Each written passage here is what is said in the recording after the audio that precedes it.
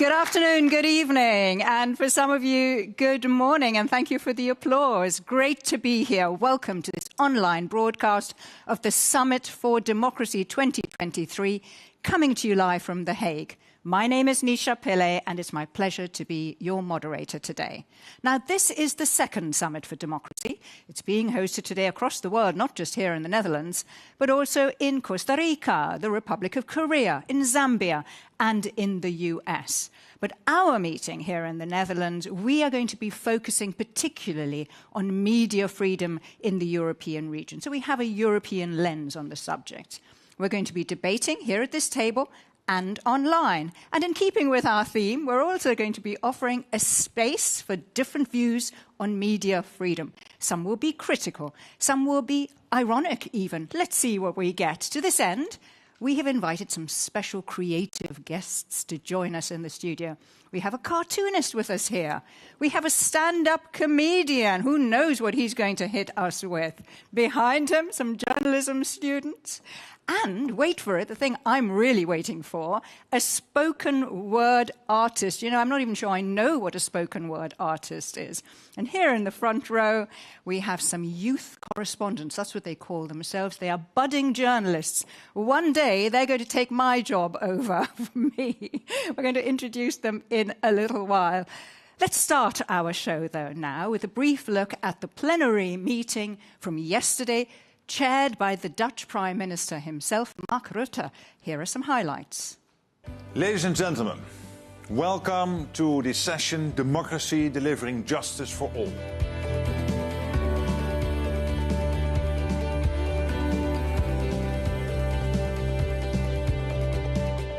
One thing stands out from all the contributions as a clear common theme, and that is that democracy really does deliver.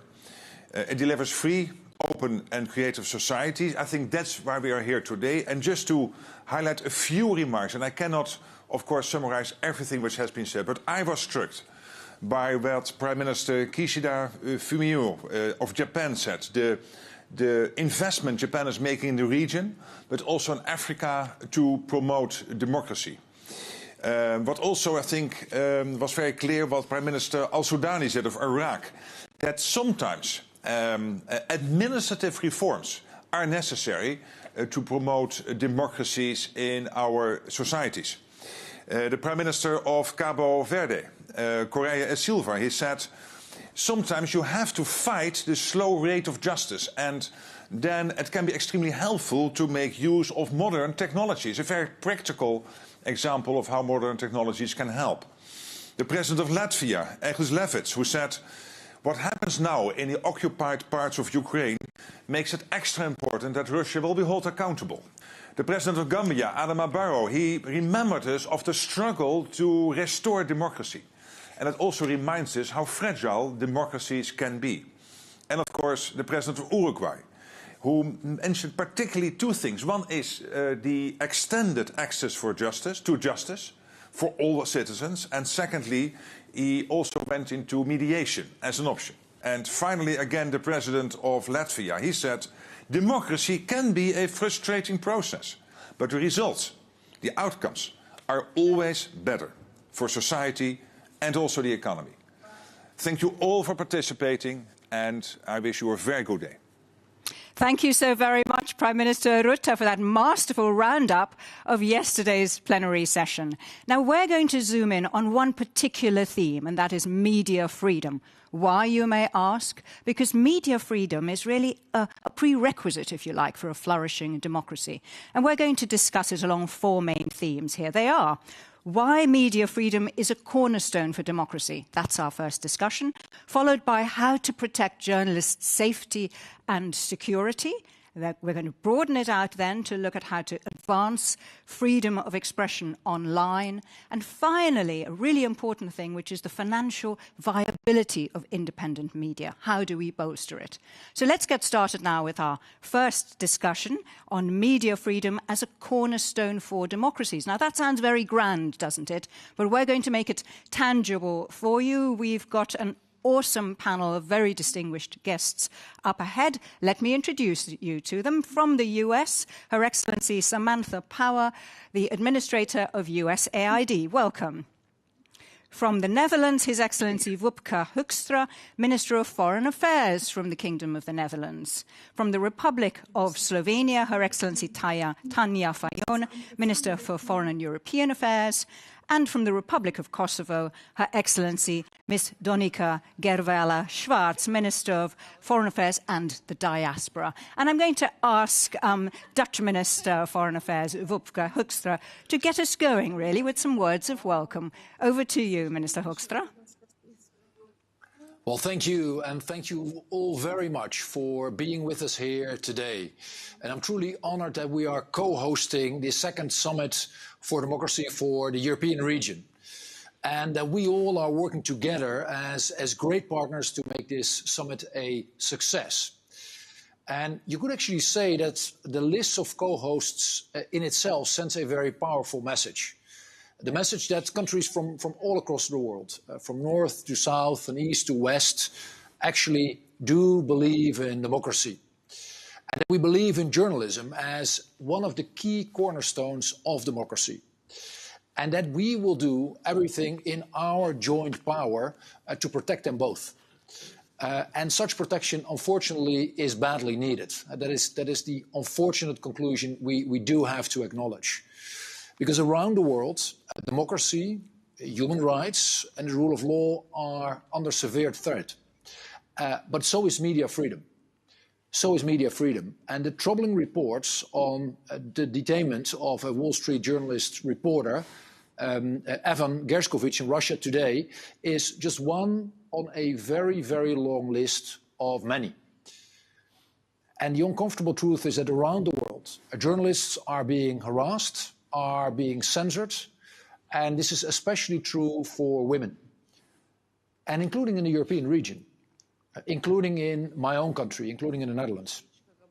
It was 2 years ago that our nation was shocked, deeply shocked, by the murder of the well-known Dutch crime reporter Peter R. de Vries in broad daylight in Amsterdam. And the Dutch public service broadcaster has had to remove its logos from its vehicles because of the threats made to the organization.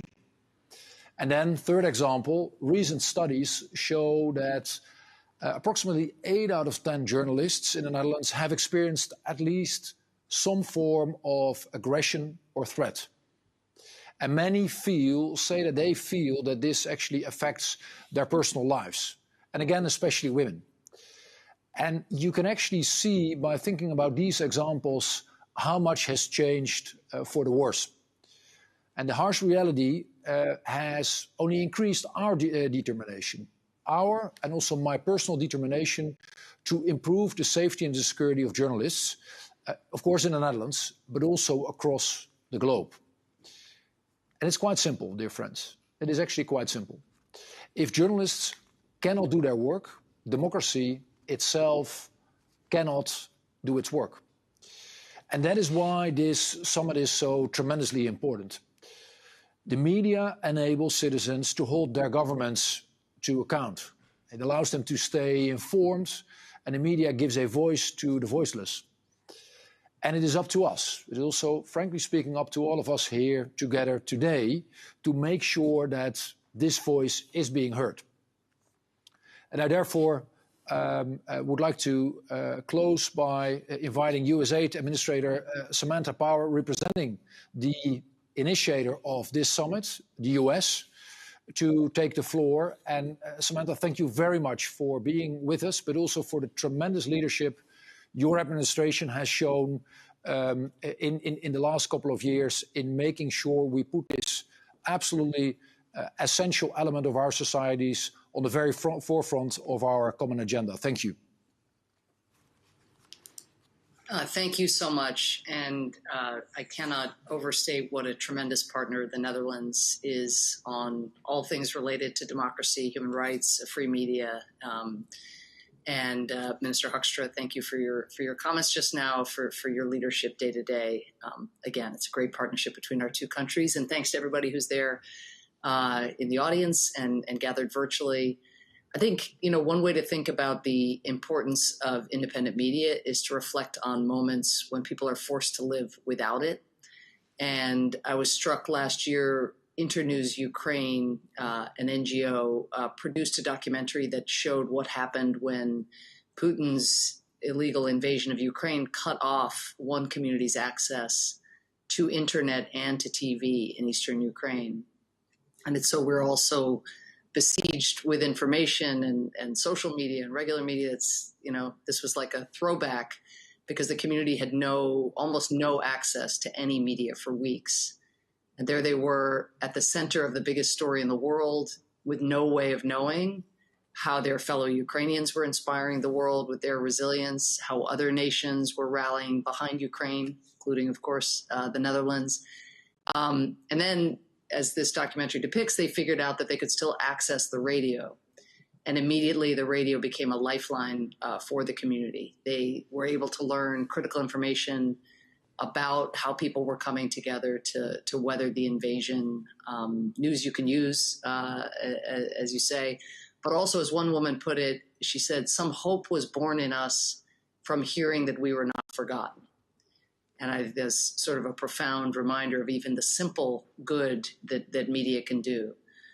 And autocrats target independent media because information empowers us. This is not, as they say, a bug. This is a design feature of repressive rule. And whether people are resisting an invasion, whether they are campaigning to replace corrupt leaders with reformers, taking on climate change, collective action really cannot begin without a collective understanding of the challenges and opportunities in front of us.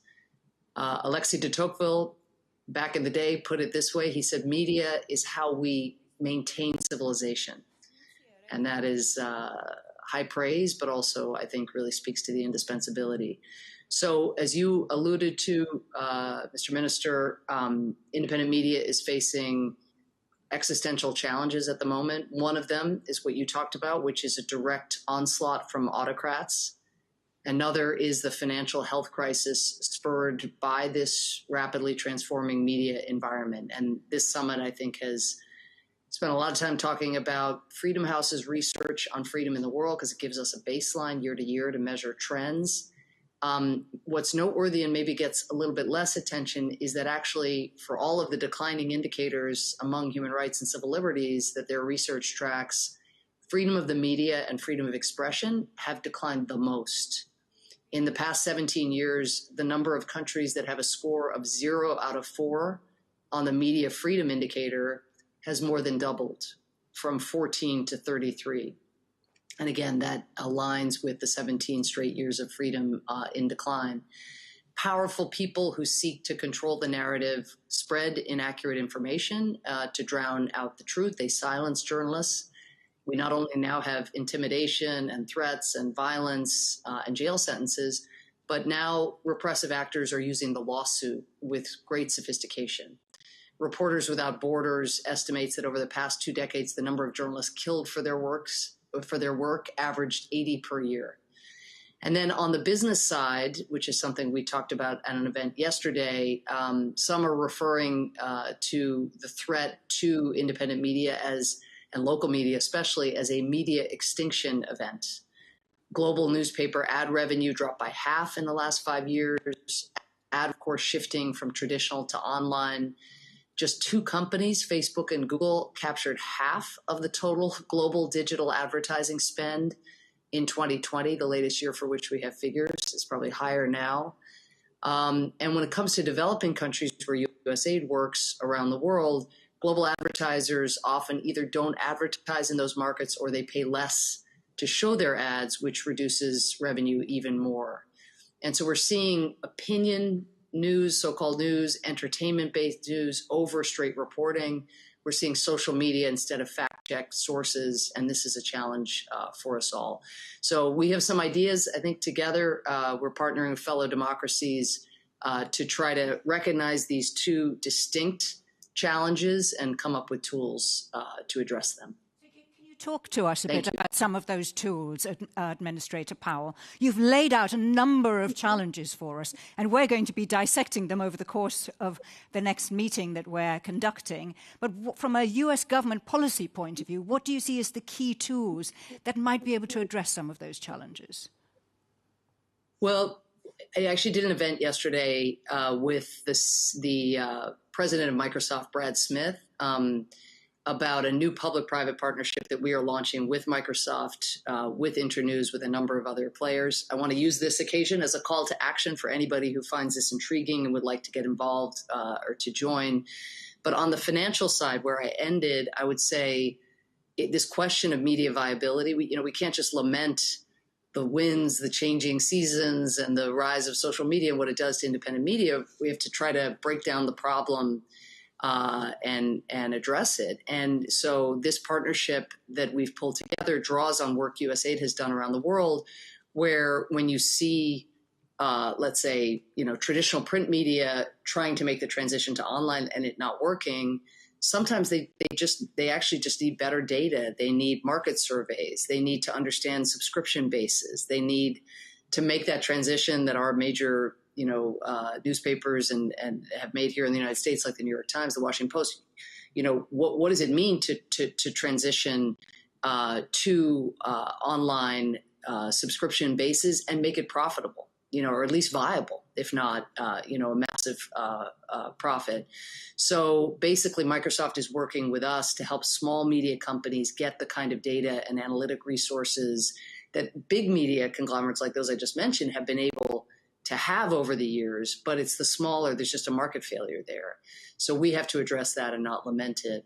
And then I mentioned the use of the lawsuit. I do think this is like a growing phenomenon where they're very clever, corrupt actors, repressive actors. They see they've got, deeper pockets, and some of these plucky NGOs or independent journalists don't have the money to be able to withstand, being sued, and that drives these individuals or these companies, small, NGOs, these organizations out of business.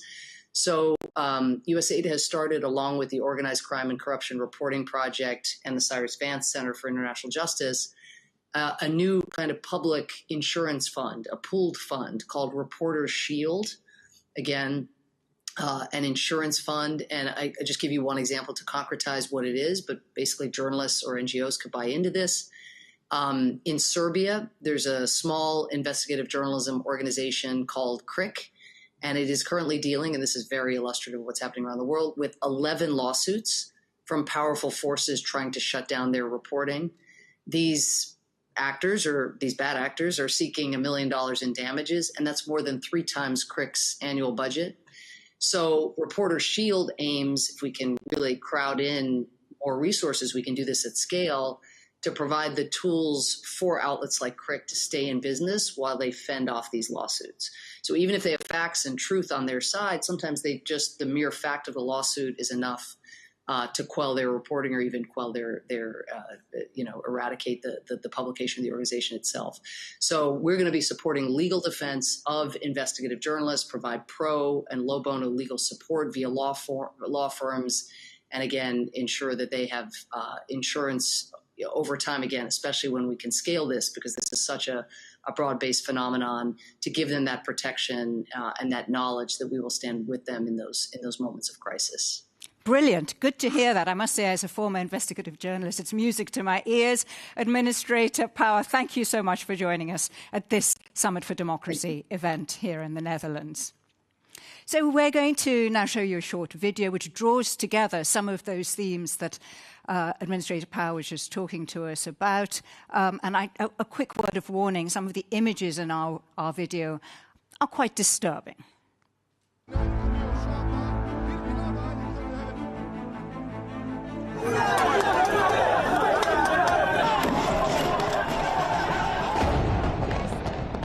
Media freedom and freedom of expression are under constant pressure.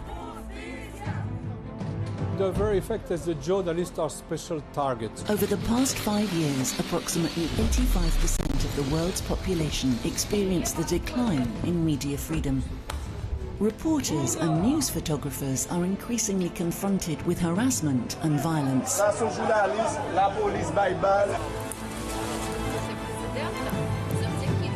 Journalists are threatened not only verbally, but also physically.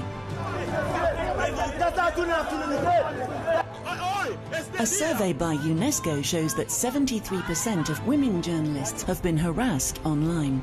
With the rise of autocratic regimes, independent media come under further pressure. The fear of violence or persecution leads to self-censorship. The Moscow Times was forced to move its entire editorial office to Amsterdam. It was the only way to continue working independently. In Hungary, the radio station Club Radio, one of the last radio stations not under government influence, lost its broadcast license after being accused of infringing administrative rules. As we all know, a free, independent media landscape is a prerequisite for every well-functioning democracy. I got arrested because I was trying to do a live report. It is literally my job to do that. Numerous news organizations worldwide are struggling to survive financially. The COVID pandemic was an additional setback. In these turbulent times, reliable news media are needed more than ever. For the preservation of free and independent media, we must consider media freedom as an absolute priority. Y nos maten, quieren silenciar a la prensa y no se dan cuenta que están silenciando a la sociedad. So that video really illustrated the way in which media freedoms are being encroached upon worldwide. We're going to take on this discussion now in the European context. And I'd like to ask Minister Hoekstra first, what are you doing here then in the Netherlands? Can you give us some concrete examples of measures you think might help to address these many challenges?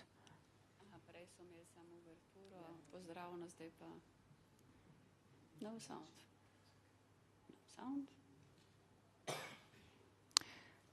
Minister Hoekstra, I think we're having some problems with your sound, if you don't mind my saying. Is it better That's now? That's perfect. Why don't you start again? What is the Netherlands doing to try and address some of these challenges? Well, thank you. And first, let me acknowledge that this is indeed a quite disturbing video with examples that we do need to address. And in my mind, it starts with the recognition that this is indeed as an American writer once called a big, hairy and wicked problem. And there's not a shortcut. There's not an easy solution to it. And therefore, the last thing we should do is think that any one of us could solve this in splendid isolation. It is truly something that asks for teamwork, for building coalitions and doing stuff really together.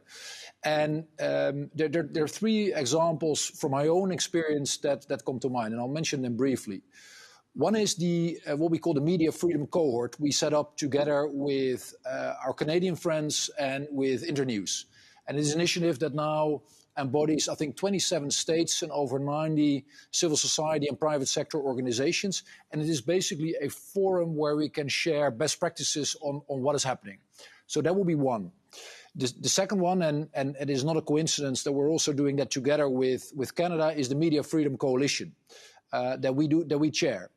And through this coalition, we develop embassy networks in countries where media freedom is under pressure, trying to help out local media over there, training journalists, funding investigative journalists, and making sure that this is at the very forefront of the agenda of the European Union. And the good news is here that the coalition and the EU just signed a document in which they agreed to work together more closely. And that is important because therefore it gets on the agenda of all European Union member states. And the third one, and that is an example more from back home, we have to acknowledge that we have this problem here in the Netherlands, unfortunately, as well. And we have this cooperation platform called Persveilig. Many in the room, at least many of the Dutchies, will probably know it. You would translate that into press safety, and that is a cooperation platform for journalists, for the police, for the government, and for the justice sector in the Netherlands to make sure that whatever happens or might actually happen to journalists is addressed right away. And with this forum, we do make sure that reports, threats of violence, and the follow-up on that are dealt with immediately. And we were having a state visit to Slovakia a couple of weeks ago, and actually it was very interesting to see there that a Dutch police officer and a Dutch journalist were describing how they are working together in this cooperation platform called Persveilig. Now, this is not going to be the end of it, and much more is needed. But I think the basic message is that doing stuff together every single day again and making sure we broaden the coalition of people who put energy in this, is absolutely essential in addressing this. Good to hear that, Minister Hoekstra. In fact, we're going to be joined by the Culture Minister of Slovakia a little shortly. And one of the things I'm going to ask her is about how she sees the relevance of Persveilig in the Slovakian context. So thank you for raising it already. I'd like to turn now to Minister Garvala Schwarz in the Republic of Kosovo. Can you reflect on the extent to which the Ukraine war and the explosion of social media that we've seen is shifting journalists' focus away from reporting to having to counteract fake media?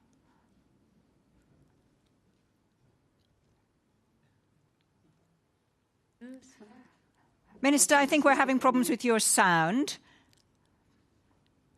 Do you want to start again? Yes. So can you hear me now? We can indeed. Do go ahead. Okay. Let me please start very personal. My father was a journalist, and as a dissident in former communist Yugoslavia, he had to flee the country and went to Germany. When I was 10 years old, he has been assassinated by the Serbia-dominated Yugoslav Secret Service in Germany at the back of our house. Even in 2022, on government-controlled Serbian television in Europe, a former agent responsible for the planning of such assassinations took pride in the killing of my father, for example. That is the reality in Serbia, that's in Europe, in the year 22 and 23, and this is important to know. So I'm mentioning this just to demonstrate that it is not about nice wording only and not about abstract goals, because the threat to liberty, democracy and free media is real. Now, how to win the struggle against fake news? In Kosovo, we are a democratic and resilient country when it comes to fake news. We lived under a Serbian regime, aggressive, which was portraying us as a minor race.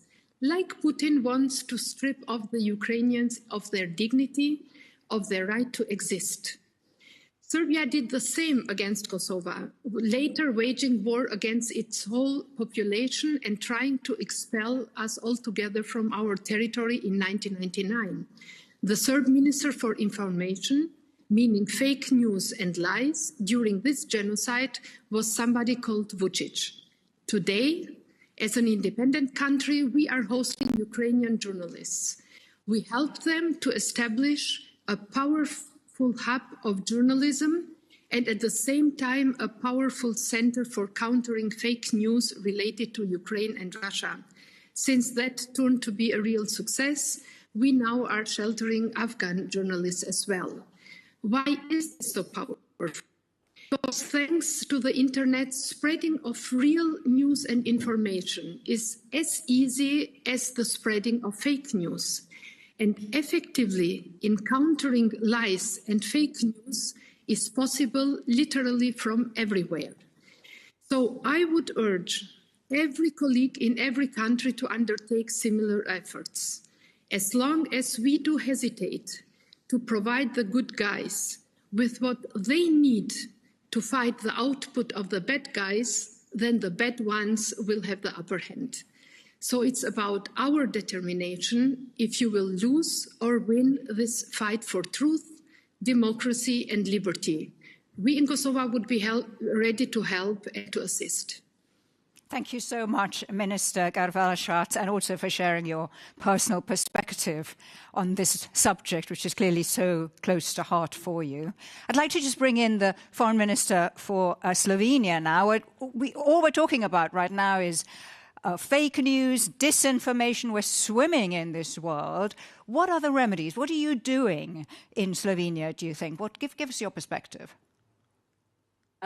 Thank you very much. First of all, my sincere gratitude to the host of Kingdom of Netherlands for hosting us at this summit for democracy. Disinformation is for me, or the spread of disinformation is for me a very frustrating process. I mean, I was a journalist myself, so I also have a personal angle for many years. And I can see it's not new disinformation or fake news, but the spread or the internet. So the spread of disinformation and the use and the tool, this is what is a frustrating process.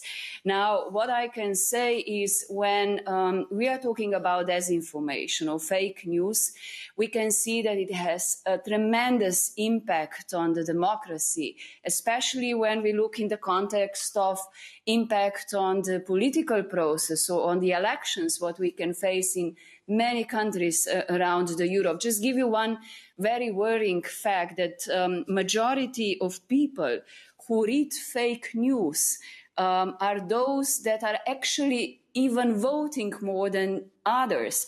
So that means that quite often we get leaders that are also part of the society that is following the fake news and disinformation. And what worries me even more, today when you have social media and everyone can write everything they want, be it even with anonymous, no face, no name, and when that comes part of the mainstream media or it enters or use politicians, mainstream politicians start using this disinformation and fake news, then it becomes a problem. We can face that in many elections around Europe.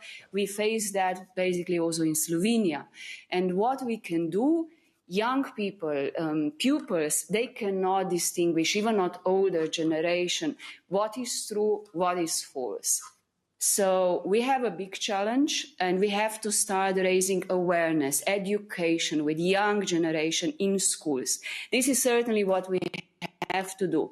And what mainstream media or national media, they have really a task to have credible and professional journalism. We as politicians have to establish the environment for that. But for example, in some of the countries with elections, what we are trying to do, we have to support media to organize fact-finding so that they are really trying to counter disinformation and fake news with their own system of fact-finding desks, but also some self-regulation, and really protect the journalism and the freedom of expression. So there are a lot of challenges. And when we look at the social media itself, I was in my previous capacity working a lot on disinformation, in fake news, how to deal with big platforms, where of course there are always some steps ahead of politics or regulation, what we are capable to do. So there is a lot of codex, a lot of rules, and it's our common challenge to address this. And of course on platforms, but this is already another topic, it's not only disinformation and fake news, but the impact of social media on a media landscape, it's an enormous and huge. So we have to be aware of that, but we have to, I'm speaking now as a politician, we have to first, those that keep public posts as mainstream politicians, so media that play a very important role, we have to be an example. We have to behave in a professional, credible way and take care what kind of information we are passing to our society. And be aware that it's not only a threat to democracy, but in connection with that, it's a huge threat to our electoral system, our political or voting results, and of course with that, an impact to the future of our countries and societies. Minister Fayon, what can I say? You've really demonstrated why this subject, the freedom of the media and credible media, is so vital for the democratic process. Thank you very much for joining us. And so I'm just going to bring Minister Hoekstra back into our conversation. You were telling us about how, you know, targeting journalists is an issue here, even in the Netherlands, which is something that many people might not really expect. What can be done to bring perpetrators to justice? Well, first, let me say, because it is important to be crystal clear about this, that it is actually very hard to accept, and we should never accept the fact that if you look at the victims of these type of crimes, they overwhelmingly never actually receive justice.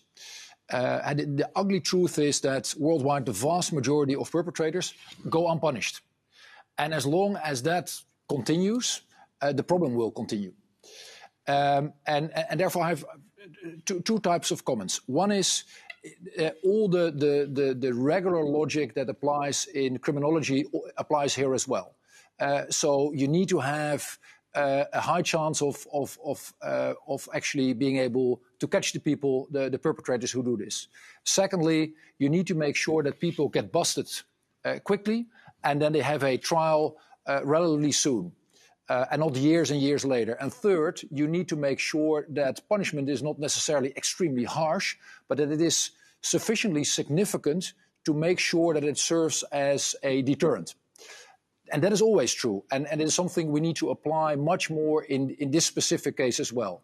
The second thing we are looking into is something that is more in the category of thinking outside of the box. One of the ideas we are currently looking into is, would it be possible, and what are the upside and potentially also the downsides of creating a standing international investigative team that can actually quickly deploy to these type of crime scenes. And what we will do, and what I can announce today, is that we will research the possibilities and the upside and potentially the downsides of creating such a team that could potentially help making sure that this topic that is so tremendously important to all of us really gets on the top of the agenda wherever things go wrong. Thank you, Minister Hoekstra. Would you like to give us some final words to round off this segment of our meeting? Yeah, I will, and I'll try to be brief, because many things have been said, and I know there are many other participants who will be joining. Maybe two comments. One is, the good news is that by organizing these type of get-togethers, the topic actually gets on the agenda. And it is fantastic that the Biden administration has once again put its full weight behind this event. And you immediately see that it actually generates traction. I got a number of questions earlier this week from the media about, what does actually a summit solve? And well, you might be tempted to think that a summit in itself doesn't solve that much. But at the same time, attention, focus, making sure that people know that this is a problem is actually at the heart of the solution. And we have received over 120 commitments from states and civil society and private sector organizations, all willing to take extra steps on this topic, on the topic of media freedom. And so it actually does generate a lot of traction. That is very good news. And I thank everyone involved, with you in the room, but also across the globe, for taking these extra steps. And I think the second part, this work is never over. This work truly is never over. We all know the saying that, eternal vigilance is the price of liberty. Well, actually, that is true. And it is as true today in 2023 as it was ever before. So there is work that we all individually, but also with our organizations and in working together, have to do. Thank you. Thank you very much, Minister Hoekstra, and indeed to Ministers Fayon and Gerwala-Schwarz. Thank you for your commitment and for speaking so bluntly and openly with us. We appreciate it. Now, you may recall that Minister Hoekstra mentioned earlier that the Netherlands, together with Canada, have led the Media Freedom Cohort. Well, as co-chairs of this initiative, Canada's Minister of Foreign Affairs, Mélanie Joly, sent us this message of support. Let's have a listen. Des médias libres et indépendants sont un élément essentiel d'une démocratie saine. C'est ce qui permet d'ailleurs à une démocratie de demeurer informée, d'apprendre et de croître. Media freedom is not only about citizens having access to independent, accurate, and reliable information, it's also about protecting the rights of journalists and media workers. From Ukraine to Iran, we have seen journalists and media workers risk their lives in order to share important stories, bring truth to power, and to shed light on the dark corners of our world. Every day, they risk their lives in order to give it voice to the oppressed. And with the increasing rise of disinformation, it is critical that now, more than ever, we stand with them. As co-chair of the Media Freedom Coalition, Canada, alongside our Dutch partners, is committed to continuing the fight for free and independent media. As leaders on the world stage, this is our duty. We know that a collaborative approach, one that brings people together from across society, is the only way to successfully support media freedom. And it is summits like this one that give us the opportunity to do just that. Thank you to President Biden and Secretary Blinken, our American partners who have led the summit since 2021.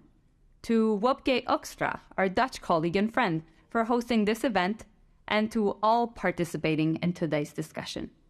Together, we're working towards a better society, one where media freedom is upheld, protected, and respected globally.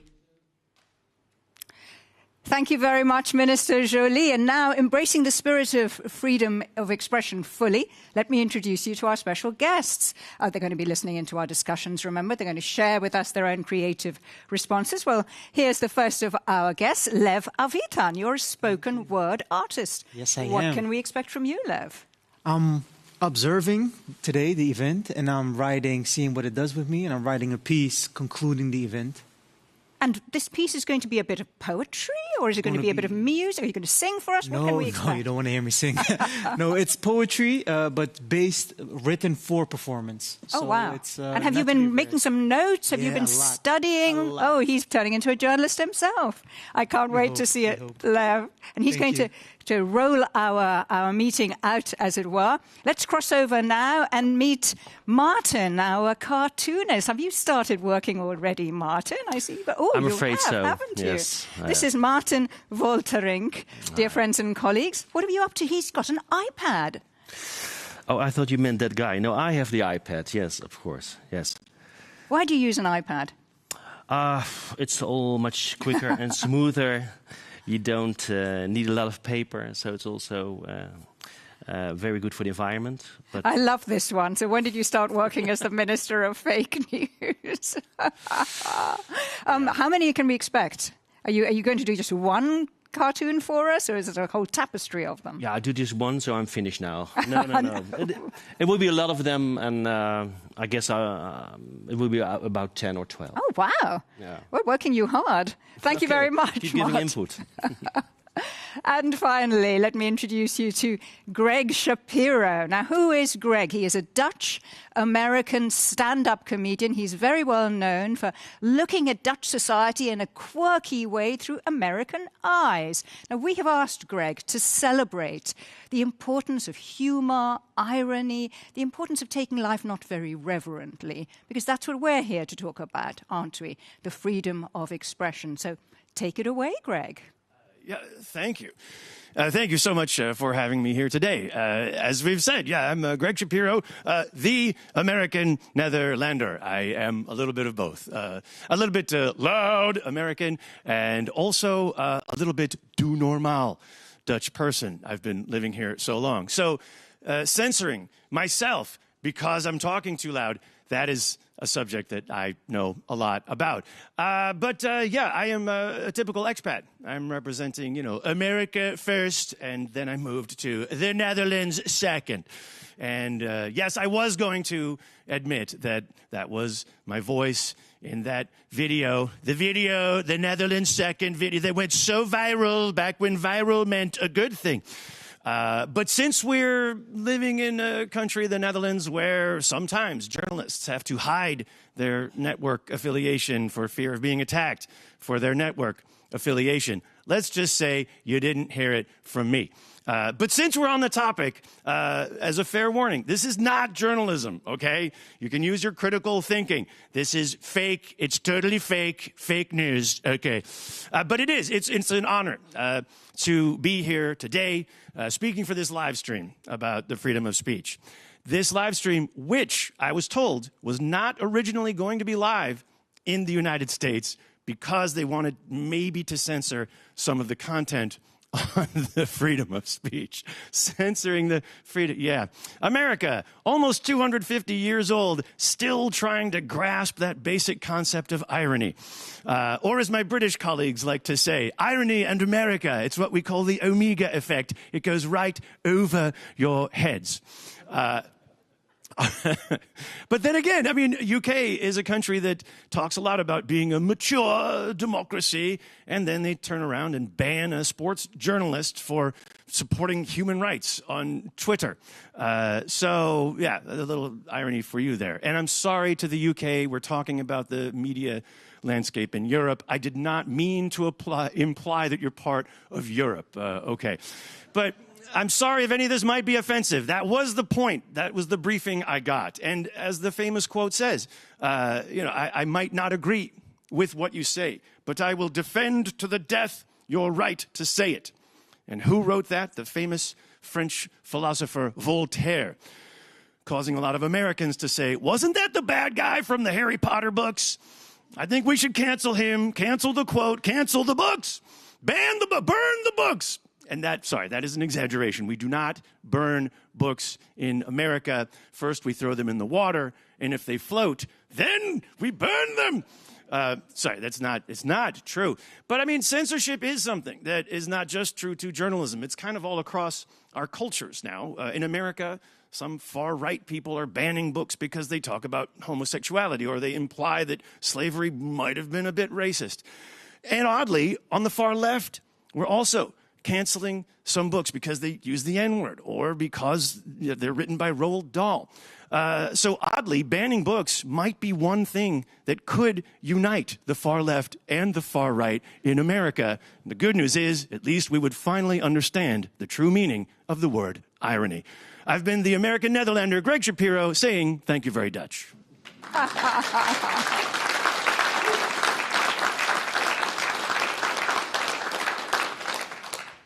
You're the best, Greg. I can't wait to join one of your shows. I'm going to Amsterdam this weekend, and I'm going to look you up. Now, we asked Greg, dear friends and colleagues, to give us a kind of light-hearted view of the role of the media, how hypocritical we are ourselves, and how we shouldn't take everything too seriously. But why did we ask him to do that? Because the context in which journalists work has become ever more serious and ever more dangerous, and we thought a moment of levity might be appreciated. As we saw in our video earlier, journalists themselves have become a target. So for the media to perform its democratic function, as we've heard from our political speakers earlier, journalists must be able to work without fear of harassment, arrest, or violence. So that's what we're going to discuss now, the safety and security of journalists. And here are our panelists. I'm delighted to say that we're joined from the Slovak Republic by the Minister of Culture, Natalia Melanova. From the United Kingdom, from the Minister for Security, Tom Tugendhat. The OSCE representative for the freedom of the media is Teresa Ribeiro and joins us here in the studio. And Executive Director for Free Press Unlimited is Ruth Cronenberg, and she's with me too.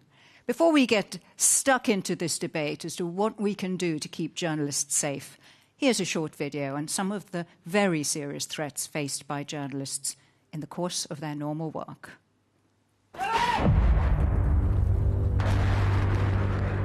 Journalism remains one of the most dangerous professions with great risks involved. From 2016 to 2021, a total of 455 journalists were killed, of which 27 were in Europe and North America. Last year, Ukraine was the deadliest country for journalists to work in. 12 journalists were killed. Journalists have been killed because they practiced their profession in the belief that people have a right to correct information. But also, off the battlefield, journalists are in danger. Investigative journalists researching delicate matters sometimes have to fear for their lives.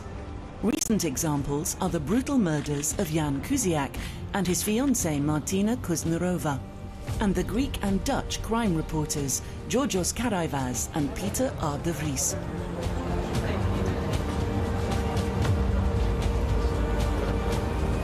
For the murder of Kuciak and his fiancée, a man was convicted. But 9 out of 10 killings of journalists remain unsolved. Impunity for crimes against journalists remains shockingly high. And although murder is an exception, an increasing number of journalists experience harassment and violence while practicing their profession. Journalists are also more often threatened digitally. Women journalists in particular are often harassed and threatened online. and he said in Serbian, "I'm going to be killed with a sword." There was this man who was calling me, told me that I wasn't safe and I might get raped. More and more governments are abusing surveillance technology to target journalists, violating their fundamental rights and freedom.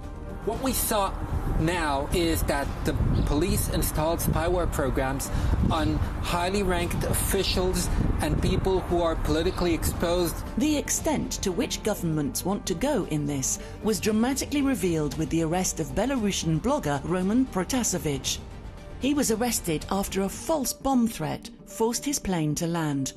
Journalists' safety and security is a prerequisite for professional and independent journalism.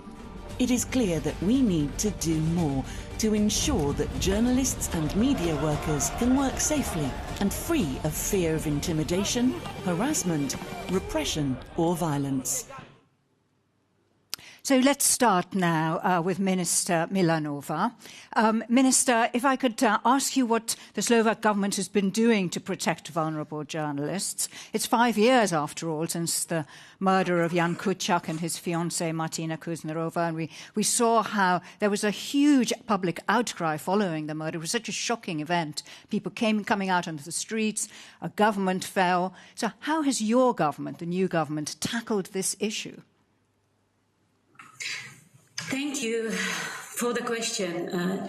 During my term in office, we have made efforts to make priority of this. And it was really not easy because during the previous government, there was nothing done, nothing.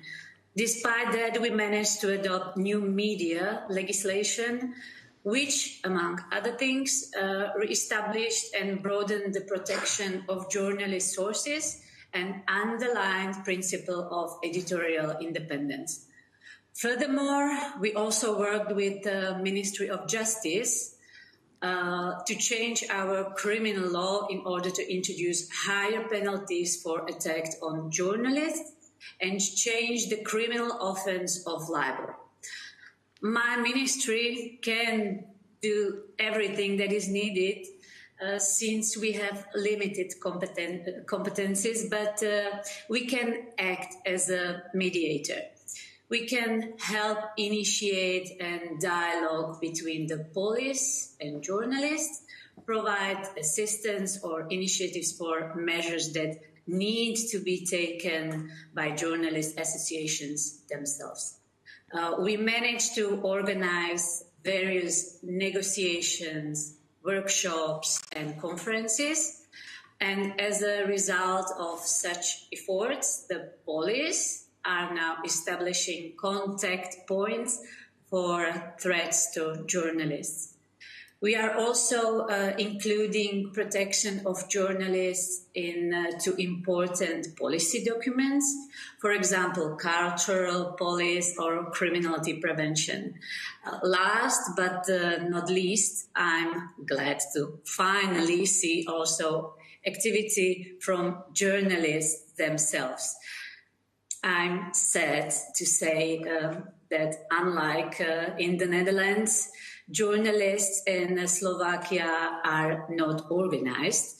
There have only been individual statements, but they did not come with a united front and a clear vision on how to deal with this problem. Now, thanks to investigative center of Jan Kuciak, this is slowly changing. So I hope that their website and how to deal with threats to journalists and monitor them is just a beginning. Thank you very much, Minister Milanova. Minister Tugendhat, we heard earlier from Foreign Minister Wopke Hoekstra about many challenges that journalists in the Netherlands have been facing, both physical and online. How would you describe the kind of threats that journalists face in the UK? Well, by and large, the answer is journalists in the UK are extremely safe.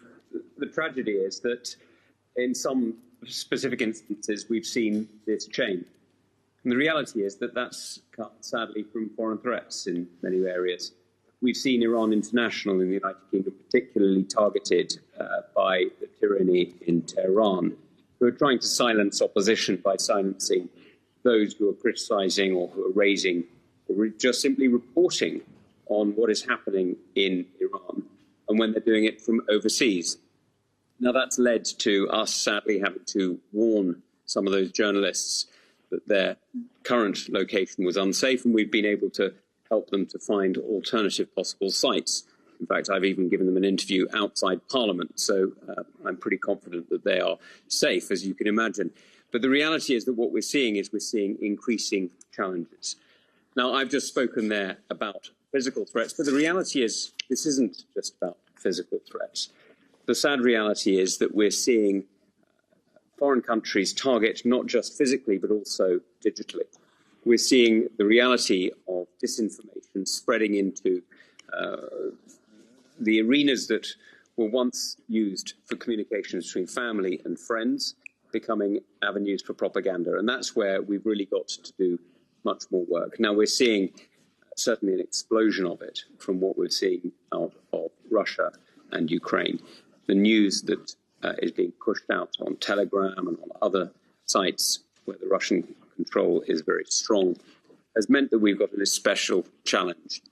It makes it much harder for many people to see what is actually going on, and instead they're influenced by the disinformation that's being pumped out.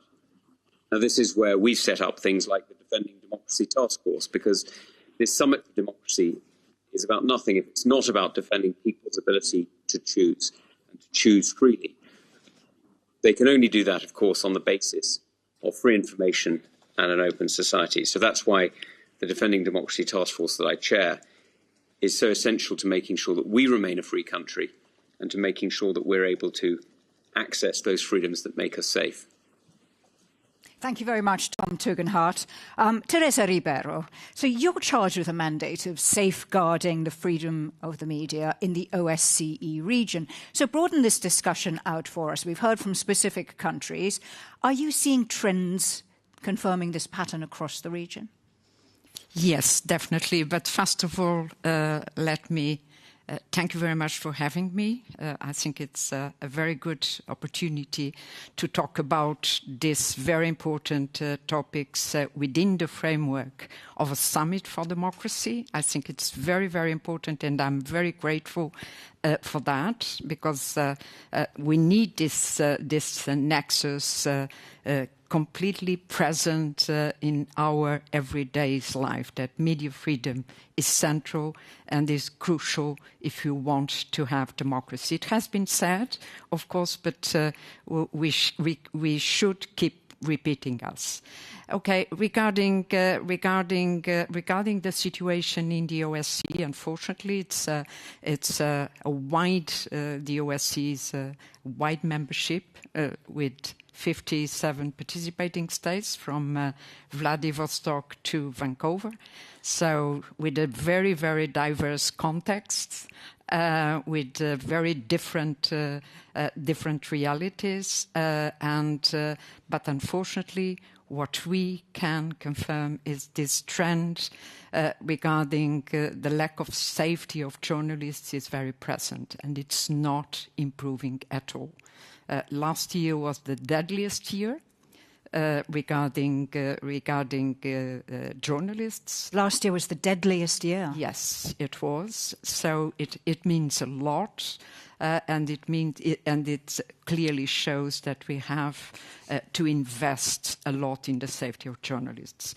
I was hearing very paying attention to what the minister from Slovakia was saying it, and it is very important. It is very important because she said, okay, I have to talk with the Minister of Justice, with different stakeholders within the government, which means that we need a kind of a whole of government to really tackle the problem of the safety of journalists. It's not just about the Minister of Information or the Minister of Culture. No, it's much more than that. The Parliament is also important.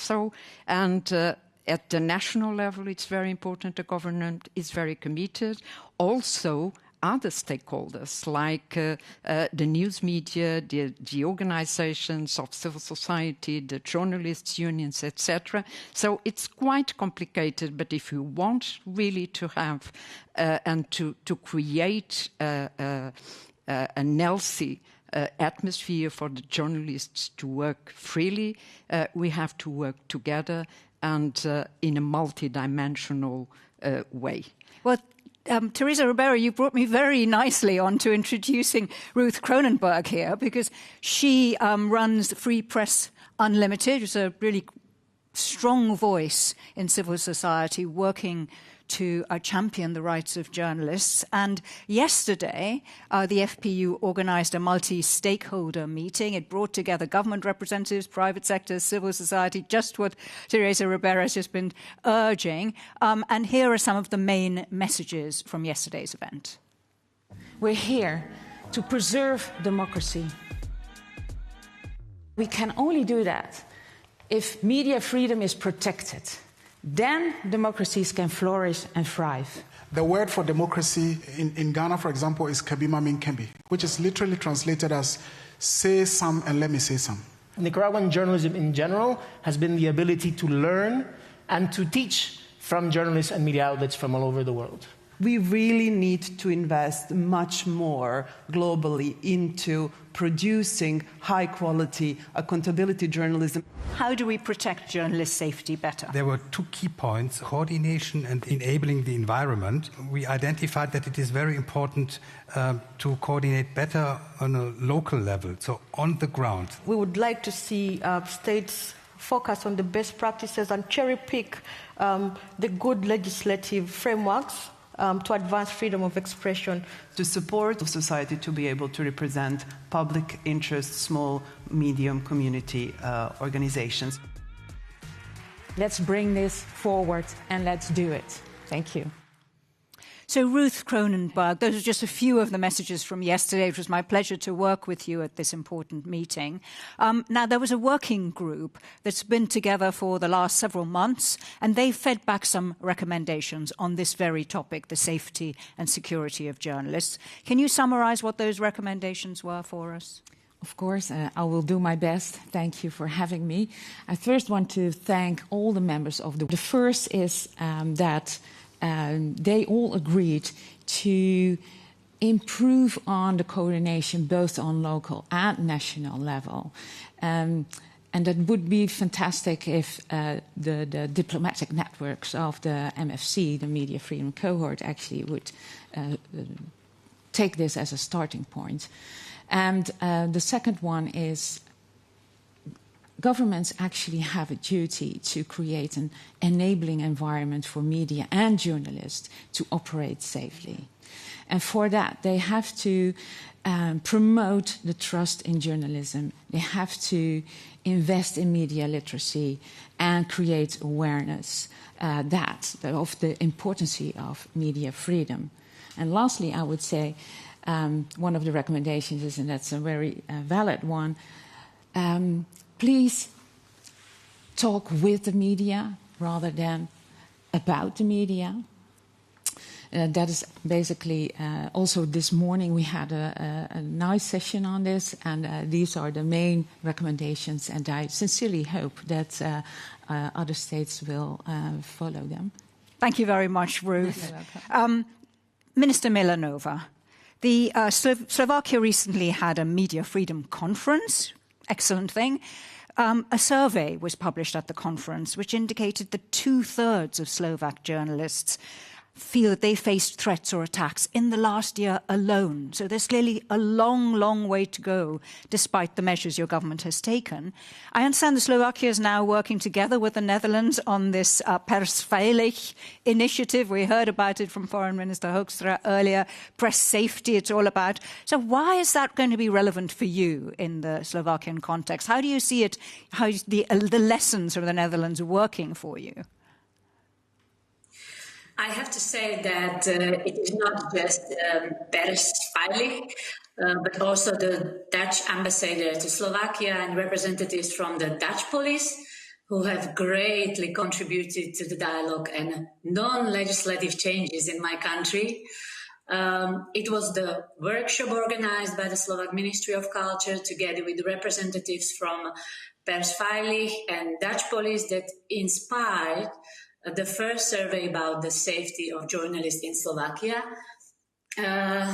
We don't have a Slovak version of Persveilig because we don't have journalist organizations to lead it. But some elements of Persveilig are being slowly implemented by journalist initiatives and public bodies. Thank you very much, Minister. We've been talking an awful lot about policy, haven't you? But I'd like to put a slightly personal question to Minister Tugendhat, if I may. You've been a journalist yourself, haven't you, back in the day? You've worked in Afghanistan, you've worked in Iraq for the British Foreign Office and the British Army, and you've worked, therefore, alongside journalists in very tricky security situations. So what's your personal take on what's at stake here, what we're discussing? Well, I think it fundamentally matters. I mean, I was a journalist in Beirut in the late 90s when there was still conflict around the country, and it was relatively safe compared to some of the years before it, but it was certainly not a safe country. And I think that journalism is one of the fundamental freedoms, not just for the British people, but for everybody around the world. And so the reason this matters to me, the reason we've set up the Defending Democracy Task Force, and the reason that I'm with you today for this Summit of Democracies is because if we want to have a safe and open society where British people and everybody else, Europeans and everybody else, can travel and trade and live and love wherever they choose, then we need to have countries and cultures that understand each other. And that's not possible with journalism, and it's not possible without free and fair means of communication. And that's why disinformation protection matters so much, and that's why our government, the British government, is doing so much and working with many of you around the world, and none more so than with our Dutch friends. Thank you very much, Minister Tugendhat. Teresa Ribeiro, I particularly want to ask you about the threats that women journalists face. We've heard from a number of ministers earlier about that. Extremely sexualized and hostile language, rape threats we heard about in our video. What can we actually do to protect women journalists in the front line, apart from just lamenting the situation? Yes, this is an horrifying, I would say, an horrifying state of art we have regarding the women journalists being constantly harassed. And let me just give you some statistics that can give us a little bit the picture of the situation. 70% of the women, 73% of women journalists are harassed online. 73%. 73%. That is a staggering statistic. Yes, this is very, very yes, and even worse is that 20% in 20% of these cases, this kind of online harassment turns into physical violence and physical attacks. So there is nothing virtual about online violence, and we have to be very conscious about. It's not virtual. It's not just a minor thing. It's not something that we should underestimate. It's a real problem, and at the same time, it represents a real threat to pluralism in our societies, because there are a lot of women leaving the profession because they don't want to be exposed to this kind of constant harassment that can even turn into physical violence. Indeed, and who can blame them? Yes. So these issues are being taken very seriously, not just here, but at the highest levels in Europe. And we have a message of support now from the Council of Europe. Over recent years, an increasing number of European journalists have been attacked, even murdered, often with no one ever prosecuted. This is a direct assault on press freedom. But it can be stopped. The European Convention on Human Rights guarantees freedom of expression, and the Council of Europe has developed tools to safeguard media workers. Where governments apply these, journalists have greater confidence to go about their work that is essential to a healthy democracy.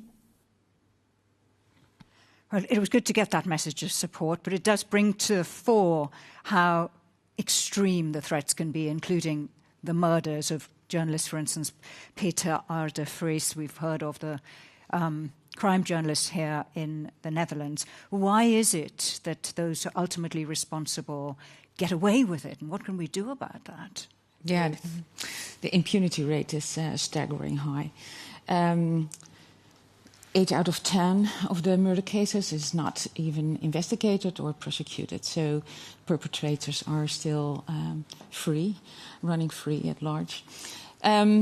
What we can do about it, as Minister Hoekstra already mentioned, and I applaud him for that, is setting up a special task force for investigations. Bringing together experts on this and providing advice to countries who maybe have the lack of capacity to investigate these kind of cases or have not enough resources to do so. So that's one thing. But also I would like to stress is that if an investigation takes place, the investigators also should look at the work the journalist actually has done. Is that part of why the journalist was murdered? Because in that case, it would be a violation of both the right to live as well as the right to freedom of expression. And we need to make sure, of course, that all the perpetrators are prosecuted and brought to justice. Thirdly, I would also mention that all kind of violations should be investigated. So not only murders, but also the online violation, as Teresa mentioned clearly. And this is something that goes maybe beyond the states, because platforms here has a very important role to play as well. The violations that happen on the internet goes largely without any punishment whatsoever. Where we here in the real world, so to say, have regulations, rule of law, on the internet they are not. So that is absolutely something that we need to work and to tackle as well. Thanks, Ruth. I do believe we might have a question from one of our journalism students for our panel. Julia, which one of you is Julia? That's Julia me. Timter. Who would you like to put your question to, and what is it? Thank you very much. My name is Julia Timte from the Windesheim University of Applied Sciences, and I have a question for Ruth Kronenberg. What if politicians who maybe question our credibility, or they accuse us of spreading fake news, or they contribute to the hatred towards journalists, do you think we as journalists should fight back against powerful people who make it difficult for us to do our jobs? The short answer is yes. We should. Journalists should.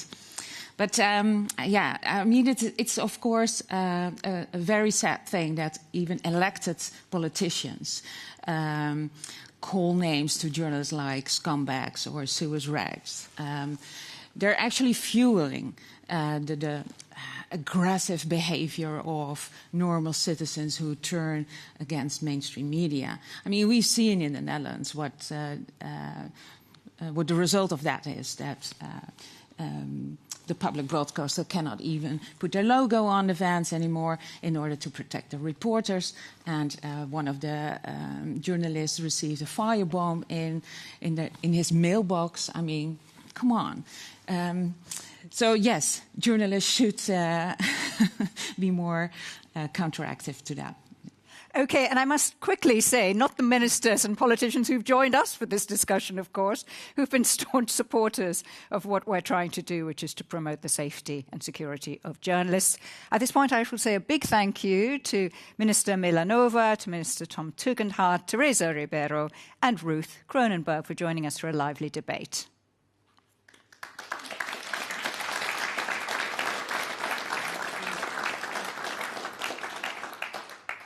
Next up, we're going to be discussing freedom of expression online. And we've asked some young journalists, remember I introduced you to them earlier, the journalists of tomorrow, you might want to say, to reflect on some of the key challenges which they encounter with online media. Let's have a look at their verdict. Hoe gaat het? Goed. Goed? Zo. Ook goed. Mooi. Goed behoren. Are you excited to be here? Yes, what about you? Yes, also a bit. This is my Looking forward school. to the summit? To be honest, I am a little bit scared about the future of media and future of freedom of press. I think it's also really important that people are honest to each other, and it is hard to see when someone is honest or not. The future of free press I see mixed, because in the news we see a lot of articles where you see that the journalists are attacked. Do you have TikTok? Yes, I do have TikTok. I'm the TikToker. And do you use other social media? Yeah, I do have other social media like Instagram, I have Facebook, I have WhatsApp is also social media. Snapchat, YouTube. It's a lot. Yeah, it's very hard to trust anybody if you talk about media because I don't know what's true. I'm not there where it's happened, so I just have to trust somebody. But how can I know if it's true if even political parties are spreading fake news, if even governments are spreading fake news, if you can make a deep fake and let President Biden confess something that he started a war in Ukraine? How do I know if that's real or not? So the news is not always true also. Yeah, or it is from one perspective, so you yes, sort right. of know how to see it's that. Very hard, so it's very hard for us people to see what is real and what isn't. Yes, right. And what are like solutions for that problem? What would make it easier for us to separate it? That's a trick question. I think adults have a good position in when we talk about honesty, because you see sometimes that also adults, they're not being honest to the world, to the media, in the media. So it is also hard for us in our generation to see, okay, what is fake news, what is real news. Do you think old people are slower than us? I think they're not used to it, because when they were younger, they didn't have social media, they didn't have Instagram. Phone. They didn't have a phone, maybe. I'm asking you to do something with action. We have to make some changes if we're talking about freedom of press, media, and absolutely fake news. You must listen to young people, because young people have another perspective at the world. And you, as people from 40 or 60 years old, are behind us. And for the changes we need, we have to work together. Because right now, we see in a lot of countries, also in the Netherlands, polarization. So we only look at the differences and not at the similarities. And only with the similarities we can unite. My message is make sure that we get the right information, be honest to us, and work together with us, because then we can make the world a better place. Let's hear it for our budding journalists.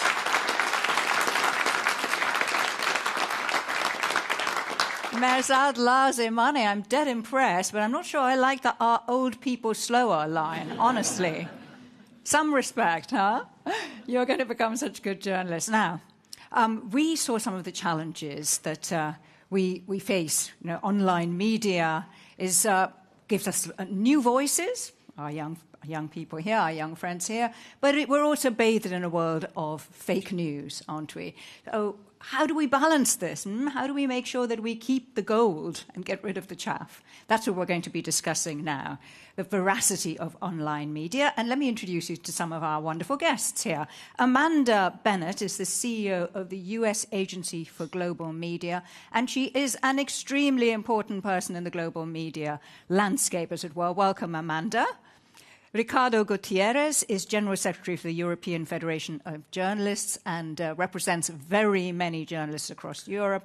Catherine Anite is a member of the high-level panel of legal experts on media freedom. And Nuga Shrestha is a creator himself. He runs the Dutch Instagram account Politica Jongeren, or Political Youth. Welcome to you all. Before we get stuck into our discussion, we're going to watch a short video entitled From Pluralism to Fake News. New digital technologies have given people new possibilities to express themselves.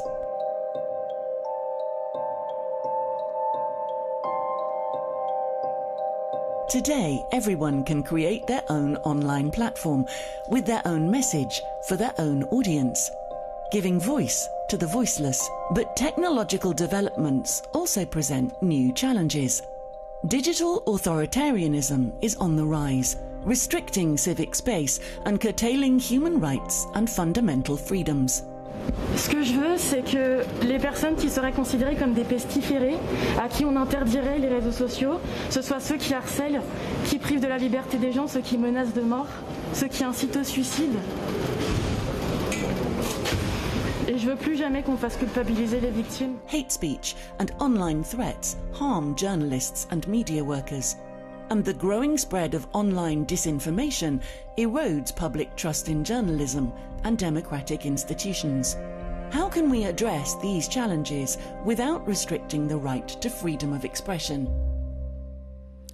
How indeed? Well, I'd like to put that question first to Amanda Bennett. But first, can you tell us, what is the US Agency for Global Media? It's something of a powerhouse. And how do you deal with this seemingly inherent contradiction of, on the one hand, having a plurality of voices, on the other, the scope for fake news and disinformation? Thank you very much. The U.S. Agency for Global Media is the agency in the United States that holds Voice of America, Radio Free Europe, Radio Free Asia, the Office of Cuba Broadcasting, Middle East Broadcast Networks, and a new entity that called the Open Technology Fund that is very important to this discussion. Okay. So give us your thoughts. So it's a lot of journalists, a lot of languages, I guess. Give us your thoughts on how we preserve the freedom of expression online while at the same time trying to defend against disinformation. There's all kinds of threats against journalists like this, from cyberbullying to cyber hacks. I think there's a lot of people here who will be able to talk more to that than I can. What we think about is that we flood the zone with good journalism, good information. So if people are trying to restrict the ability of us to do our work, which is basically what this harassment is all about, is to stop you from working, we refuse to stop working. And we provide places that have no other access to it, believable, trustworthy news and information. Because even though people are very vulnerable to the bad information, they're not completely vulnerable to it, and they still desire it, they seek it out, so we provide it to them. Ricardo Gutierrez, a very important commodity, trust, is at stake here, isn't it? We see soaring disinformation at the same time plummeting trust in journalism. That's not a coincidence, surely. No, but first of all, I fully agree what this just been said. Mm-hmm. I really believe that the best strategy, the best antidote to disinformation is quality information, is ethical journalism. So as a journalist, as a representative of journalists in Europe, I'm not afraid by the flow of disinformation, because it highlights the role of journalists. And I believe it empowered journalists. You know, we've seen journalists more conscious about their role, the need for them to respect ethical rules, maybe to be more transparent as well on their own work. There is a change of attitude from journalists, and I see it as something very positive. And indeed, let's promote quality and ethical journalism. That's the best way to tackle disinformation. Nuka Shrestha, as we saw from our report from our young journalists earlier, people have a hard time differentiating facts from disinformation, right? So is there a role, do you think, a responsibility almost, that creators have in this area? Definitely. That's a big responsibility. It's something I try to achieve in my platform. I've been a teacher at the university, and one of the first things students get taught at the university is find credible sources. So from my experience, I know how important it is to have credible sources when you bring the news, when you inform people, your audience. And you see the developments with fake news, coming through over the past years. And that has been one of my frustrations as well, to actively engage, to create this platform and to inform people in a... Was that one of your motivations? That was one of my motivations, I would say, yeah. Interesting. And so tell us a bit about the platform, Politieke Jongeren. So yeah, it's Politieke Jongeren. It's Dutch for political youth. And it's a political media platform which I started during my studies when I was a bachelor student, to share my frustrations with social inequalities, but also with the rise of right-wing extremism, which was normalized in the political arena, in the media arena. So I shared my thoughts through the platform in a very accessible way, and it came to grow into a platform that now reaches over 150,000 young people in the Netherlands. So nowadays, it became more of like a job, I would say, next to my full-time job, to inform young people, to engage them, to critically reflect on people in power. So this is a positive story, isn't it? The way in which, because we have an online media space, you've got so many new voices. It probably wouldn't have been possible 20 years ago. Yeah. So I want to bring in a legal perspective now from Catherine Anite. You're on this high-level legal advisory panel, and we're talking about fake news, but I understand that fake news can actually be used in a legal form to target journalists, to flip against journalists, which was a new thing for me to discover. Tell us what's going on there and what we can do about that. Yeah, thank you. I would firstly want to thank the Dutch government for convening this very important conversation. And as the high-level panel, we have reached out, to states, to provide legal opinion on various issues that would promote freedom of expression. One of the things that is affecting free speech across the world now is fake news, disinformation. And we realize that a lot of states are using these provisions to sort of stifle and shrink the space. But these are vague and ambiguous, and most times when you look into the provisions, they actually border already existing restrictions like criminal defamation. So we, as the panel, are advising, rather than using legal restrictions, to invest in media platforms so we can have verification tools like fact-checking as well. So also look into platforms and ensure that the self-regulation of those platforms is transparent. As you heard the comic earlier on today say, from Trump's statement of this is fake news, we realize that the proliferation of fake news laws is, about a decade old. And this also came with a digital era.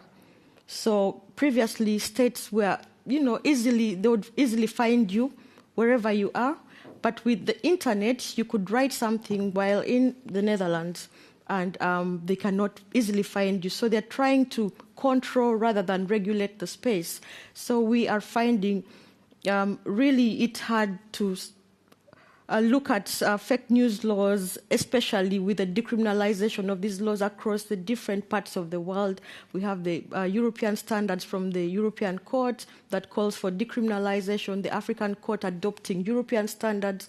So for us, it's not about legislation, but using other means to combat fake news. Thank you very much, Catherine. I saw you nodding. Richard, did you want to add something? Yes, I should say that as journalists, we face more and more. There is a flow. There is a trend, a growing trend of smear campaigns against journalists. So I would say that we're talking about freedom of expression online. The freedom of expression is not the freedom to insult journalists. It's not the freedom to harass journalists or to threaten them. And it's becoming a very worrying trend all over Europe. That's not something specific to one country. So that's the real challenge. In your introduction, you pointed out, the challenge is to how to tackle disinformation, how to regulate in a way the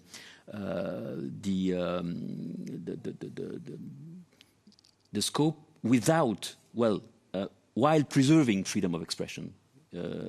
And I should say that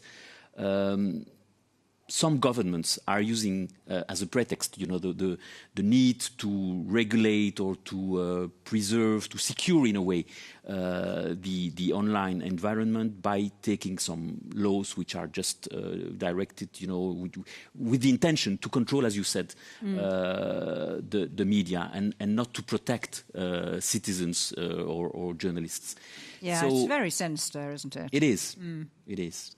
I just want to move on now to, we've talked a lot about disinformation and the way in which journalists themselves are being targeted. But what about the way in which regimes control access to the internet in the first place, or shut it down or restrict it to certain media sites?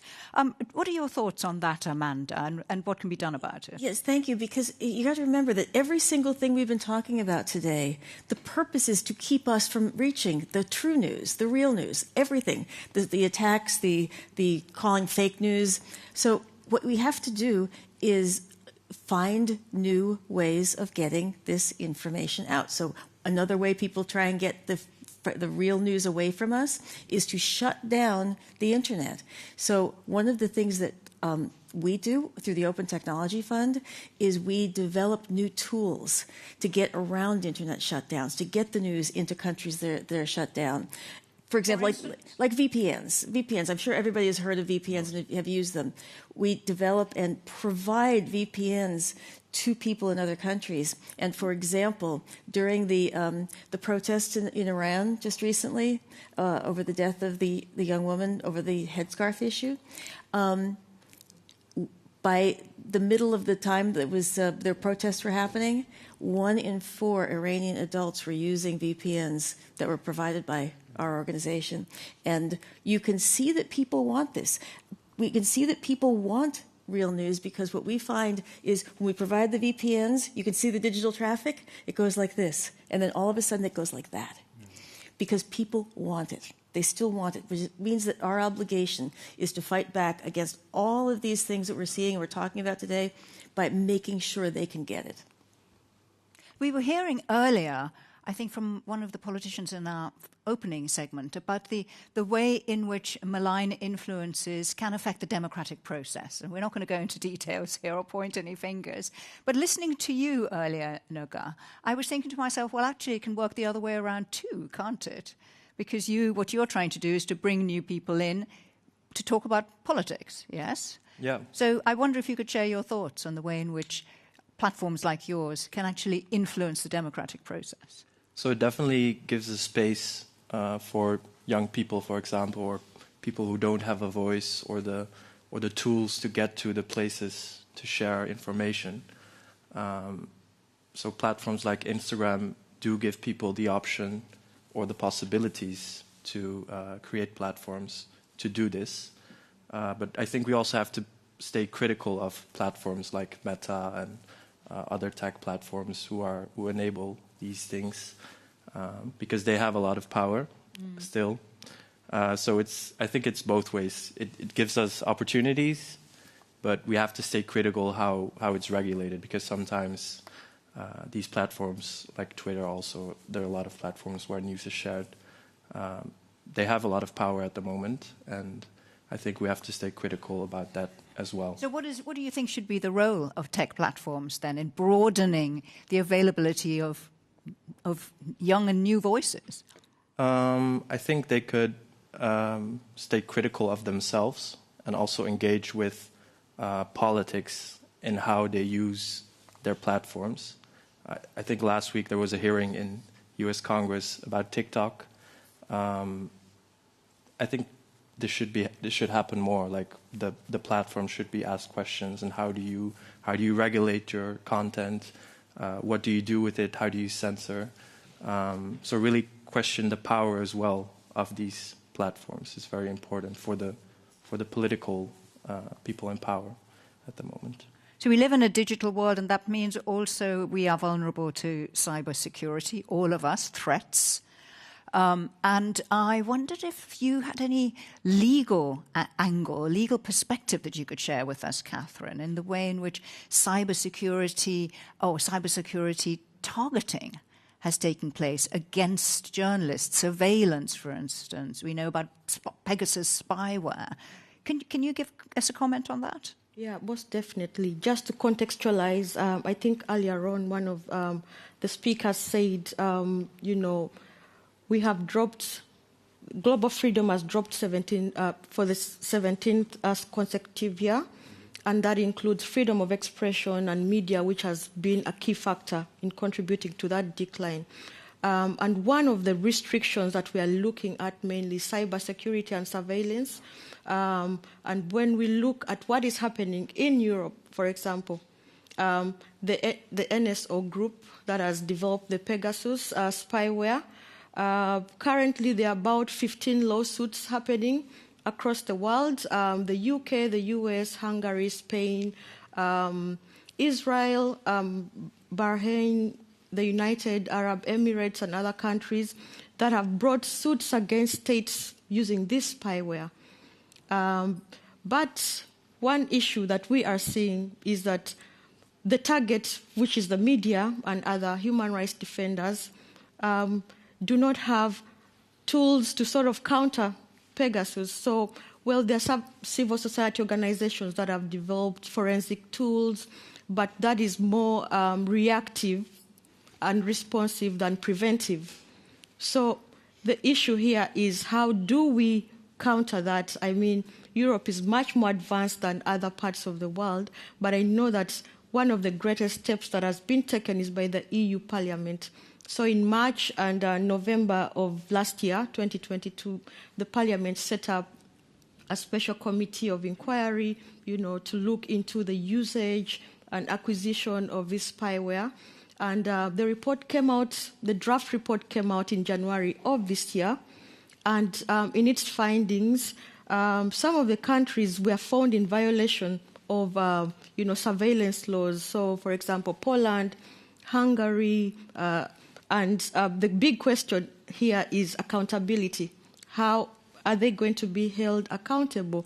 And just this Monday, the US President Biden has issued an executive order, to stop the usage of spyware, that would affect human rights. And I think that's a great step to combating this. And we would call upon other countries to adopt these positive measures. Yeah, it's definitely a threat that needs to be taken very seriously for all journalists. I have to say, when I was an investigative journalist, I'm very glad we didn't have this spyware around. Otherwise, I would have, it makes you think twice as to whether you want to go down certain lines of investigation, to be honest.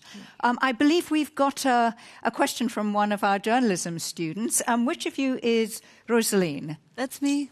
Hi. Who do you want to put your question to, and what is it? I'd like to ask a question to Ricardo Gutierrez. I'm, by the way, from the University of Tilburg of Applied Sciences of Journalism.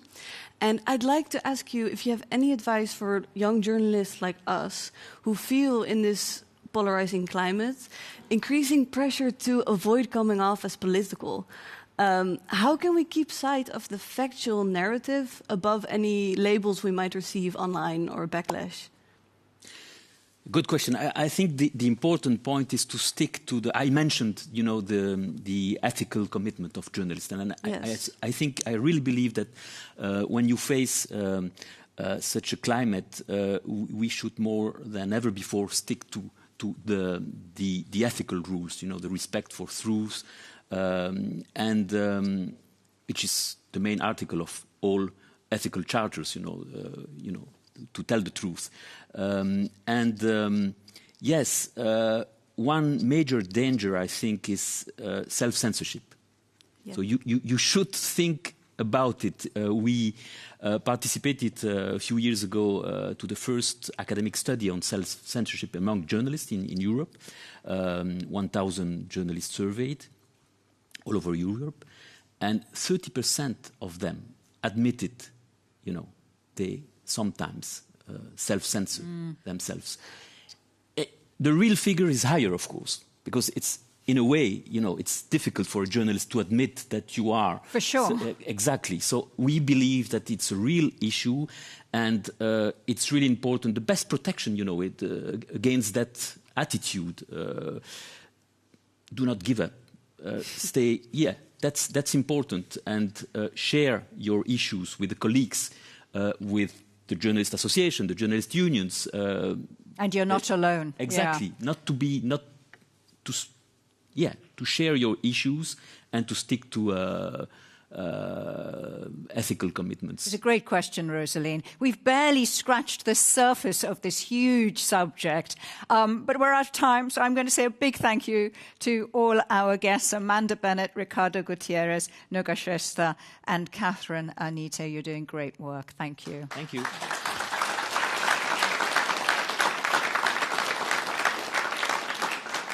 And to wrap up our discussion, we're just going to show you a short video made by RNW Media and DS, a youth news website from Moldova.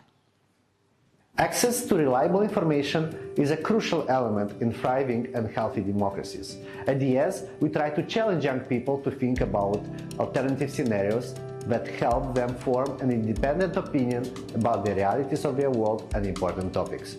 I have a special focus on Russian-speaking Moldovans, as they have only few reliable sources and are exposed to online disinformation in Russian language. Digital media and online platforms can be a powerful tool to promote access to information, freedom of speech and transparency, but at the same time they can be a threat by spreading misinformation and hate speech. It can lead to them becoming harmful for democracy. Our job is to create safe communities, to encourage constructive conversations online, to expose young people to multiple viewpoints in order to be more prepared to fight disinformation.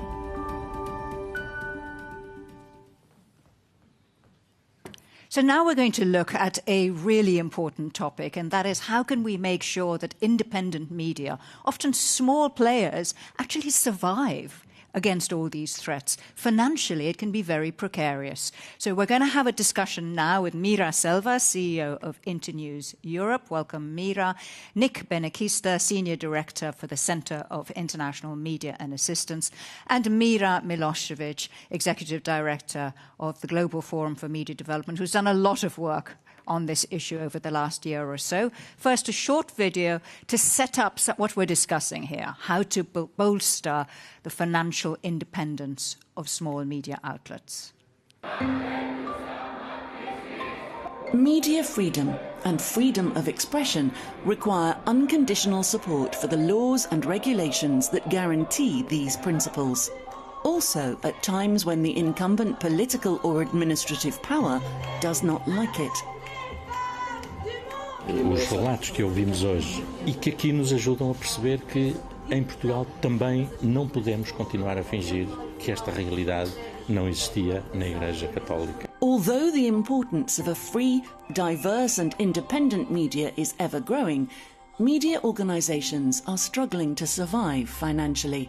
How can independent media perform their democratic function at risk of financial extinction?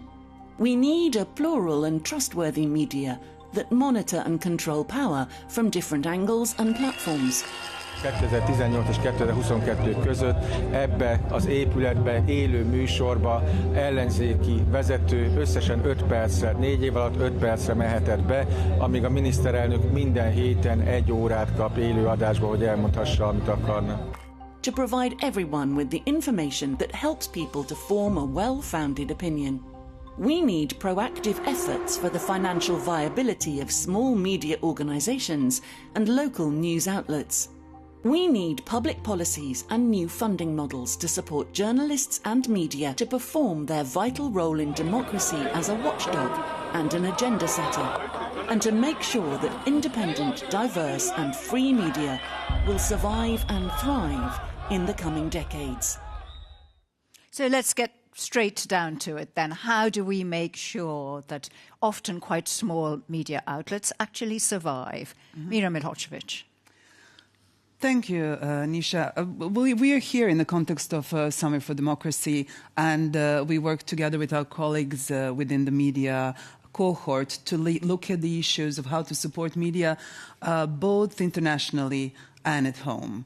And there are attempts, especially here in Europe, to address this decline in media freedom and also media pluralism in some of the regions of Europe. So at the legislative level, here in the European Union, we have European Media Freedom Act at the moment being drafted, setting up a lot of protections against capture of media, but also some of the requirements for well-functioning media markets. So that's one of the areas where a lot of progress can be done to set up institutions and mechanisms also that can support media. So one of the things that has been tried around the world is providing official subsidies for media at home, especially, as you say, those small and local ones that are particularly under threat or have a compromised business model because of all the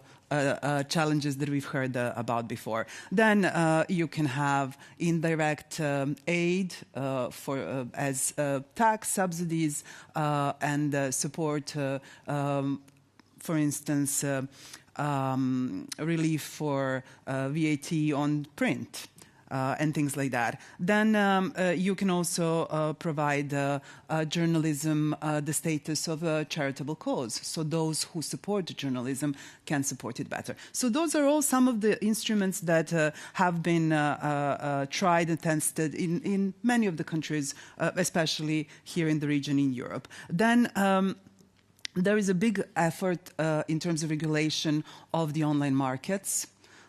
Because that's where we had almost a Wild West situation, and there hasn't been not even level playing field is not strong enough expression. So there hasn't been opportunities for media and journalism to actually establish financial income from digital advertising markets and to monetize their audience. So we'll dive into some of those, Yes. slice it up in the course of this discussion. Yes. Just give us an overview, though. I'm going to ask you exactly the same question, Mira Selva. You've established the Media Viability Accelerator project. What are the learnings? How do we actually make sure that small, important voices survive? Well, there are two things to consider here, which is that the media is different in different markets and different sectors. So in any solution, what's really important is to make sure that you don't accidentally end up in a situation that benefits existing media and the existing big companies and crowds out smaller media.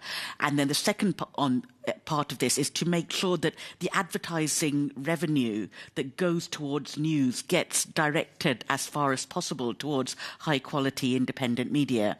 So one thing we're doing at Internews is a project called Ads for News, where we work with Group M, which is a large media investment agency, to encourage advertising companies to ensure that a percentage of their revenue goes towards high quality news. And this is really important because it's part of a wider trend where people would rather not be associated with news. If you're selling chocolate ice cream, you possibly don't want your product next to a story about the war in Ukraine because it creates a different kind of emotion.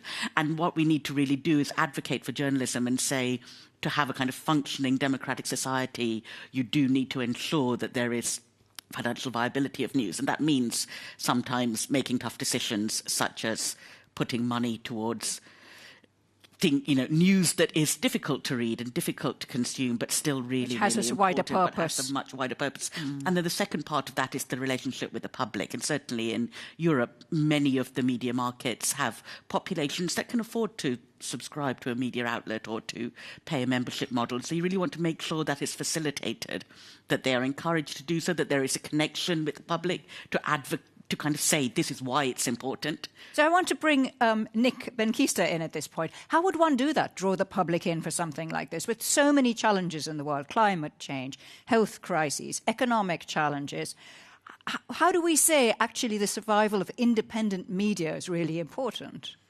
Well, thanks very much for the invitation to be here. And look, I think Amartya Sen, the Nobel laureate, made the case over 20 years ago that democracy, and as a part of that, media freedom and vitality, is fundamental to all forms of human development, to human progress. And I think 20 years since he wrote development is freedom, I think we've learned in the most unfortunate way just how right he is. Amid the absolute collapse of the funding model for media freedom, for journalism, amid declines in media freedom, we see now that in the countries where media freedom falls, other democratic rights and liberties fall like dominoes.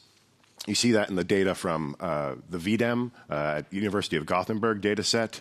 And, all of us, having lived through the pandemic, saw the human toll and cost of living in a situation where citizens can no longer distinguish trustworthy information from misinformation and disinformation. So, look, we have a lot of work to do. Public support for freedom of expression has been pretty stagnant around the world. People have a lot of questions about whether news is worth saving, but I think we have the case to make now that whether you care about poverty, the environment, peace and stability in the world, the one transversal and fundamental issue to all other issues is preserving an information ecosystem that allows us to continue to make that progress. So I think. So what role do tech companies then have, Mira Milosevic? Actually, getting onto a platform is the key battle for many small media outlets, isn't it? Yes, we heard from colleagues in the previous panel what are the challenges of doing journalism online, and of course all those challenges impact the ability of journalists and journalism organizations to exist and do business as well online. So, for instance, I'll give you some examples. Just recently, we had a conversation with our colleagues in Ukraine. So what they're facing online is rules around violent content and graphic content. And so all the platforms limit what you can publish and post online when you report on violent incidents. And of course, if you're reporting on the war, how are you going to do that? So there is a limit there. Then a lot of platforms do not recognize journalism organizations and accounts. So a lot of accounts get suspended. And we have a research that shows that, for instance, around 40% of all small journalism organizations don't have anyone to call. And if they send email, the response is very slow. So that's that kind of role of social media. That's the first layer around moderation of account and content that actually is essential for you to exist. It seems so kind of practical and surely solvable. Well, it's solvable if you don't look at incentives of the big online platforms. But if you look at architecture and incentives, they are incentivized for profit-making and scale, and at earning advertising revenues from any type of content. And so they didn't make an effort to designate who are those users and accounts online that have, as Ricardo was pointing out, and previous speakers, ethical journalism norms. So that's something that's on that content side. And of course, there is the whole business side and opaqueness of the digital advertising market. Well, advertising is clearly a lifeline, a financial lifeline for the survival of all media. I mean, what can be done, do you think, from a governmental point of view to try and create more of a level playing field so that there are more carrots rather than sticks for independent media? Well, I think one worrying trend we're seeing in advertising in Europe as well as much of the rest of the world is the weaponization of advertising revenue by governments themselves, so governments that decide to direct their kind of public advertising That's a big funds. word, weaponization. It is absolutely of advertising. weaponization, though, because they deliberately freeze out critical media, only give public advertising revenue to media that is friendly, and then that has two kind of impacts, which it really freezes out the independent media. It also sends a signal to the private sector. So if you are the kind of chief executive of a large oil company and the government is very pointedly only giving advertising to one type of the media, you really think twice about bucking the trend and spreading your advertising revenue as a private advertiser elsewhere. So it puts kind of public and private squeeze on independent media. And I think it's something that can be called out. It can be identified. It can be called out. I think governments have a duty of kind of best practice to ensure that they don't kind of do this, and that they very publicly make sure that the revenue is distributed equally across the media sector. So, Nick Benkisa, you were talking about Amartya Sen and freedom of expression being a development issue. Do you think that there's more that the international community can do in terms of making sure that some of development monies go into things like supporting free media, as opposed to, well, there are so many things that are clamoring for development funds? Yeah, much more, much more. So I think there's three things, essentially. One is more money, ensuring that money is more effectively spent. And third is international support for political will. And, when it comes to the money, there's about $180 billion that's spent on international assistance, fighting to end hunger and poverty and environmental degradation. Only 0.3% of that $180 billion is spent in support of the media sector. A defining challenge of our time gets a tiny fraction of that assistance. So, look, spend more. And I hope the government of Netherlands is listening, and others, at least 1% of budgets can be dedicated to the media sector at a minimum. Second, GFMD, MIRA, and CIMA, together with the OECD, we're working to define kind of principles for effective support to media development. This is like the best practices that donors can follow. There's a lot of very basic things that can be done to ensure that the support we're providing is really long-term and strategic, and that it hits these structural issues that Mira was talking about. So we need to implement those. And then finally, political will. Look, there's many ways of solving the problem. In Europe, public broadcasting is a huge part of a healthy information ecosystem. In other countries, a commercially driven model is going to be important, but it doesn't matter which model you choose. You need the political will to protect those public broadcasters. You need the political will to ensure that those advertising markets remain transparent and open and fair. So, the work being done here is actually really helpful for that. Mira Milosevic, you've been leading the Media Freedom Cohort's working group on this very area, supporting the financial viability of independent media. Can you boil down the recommendations from the group?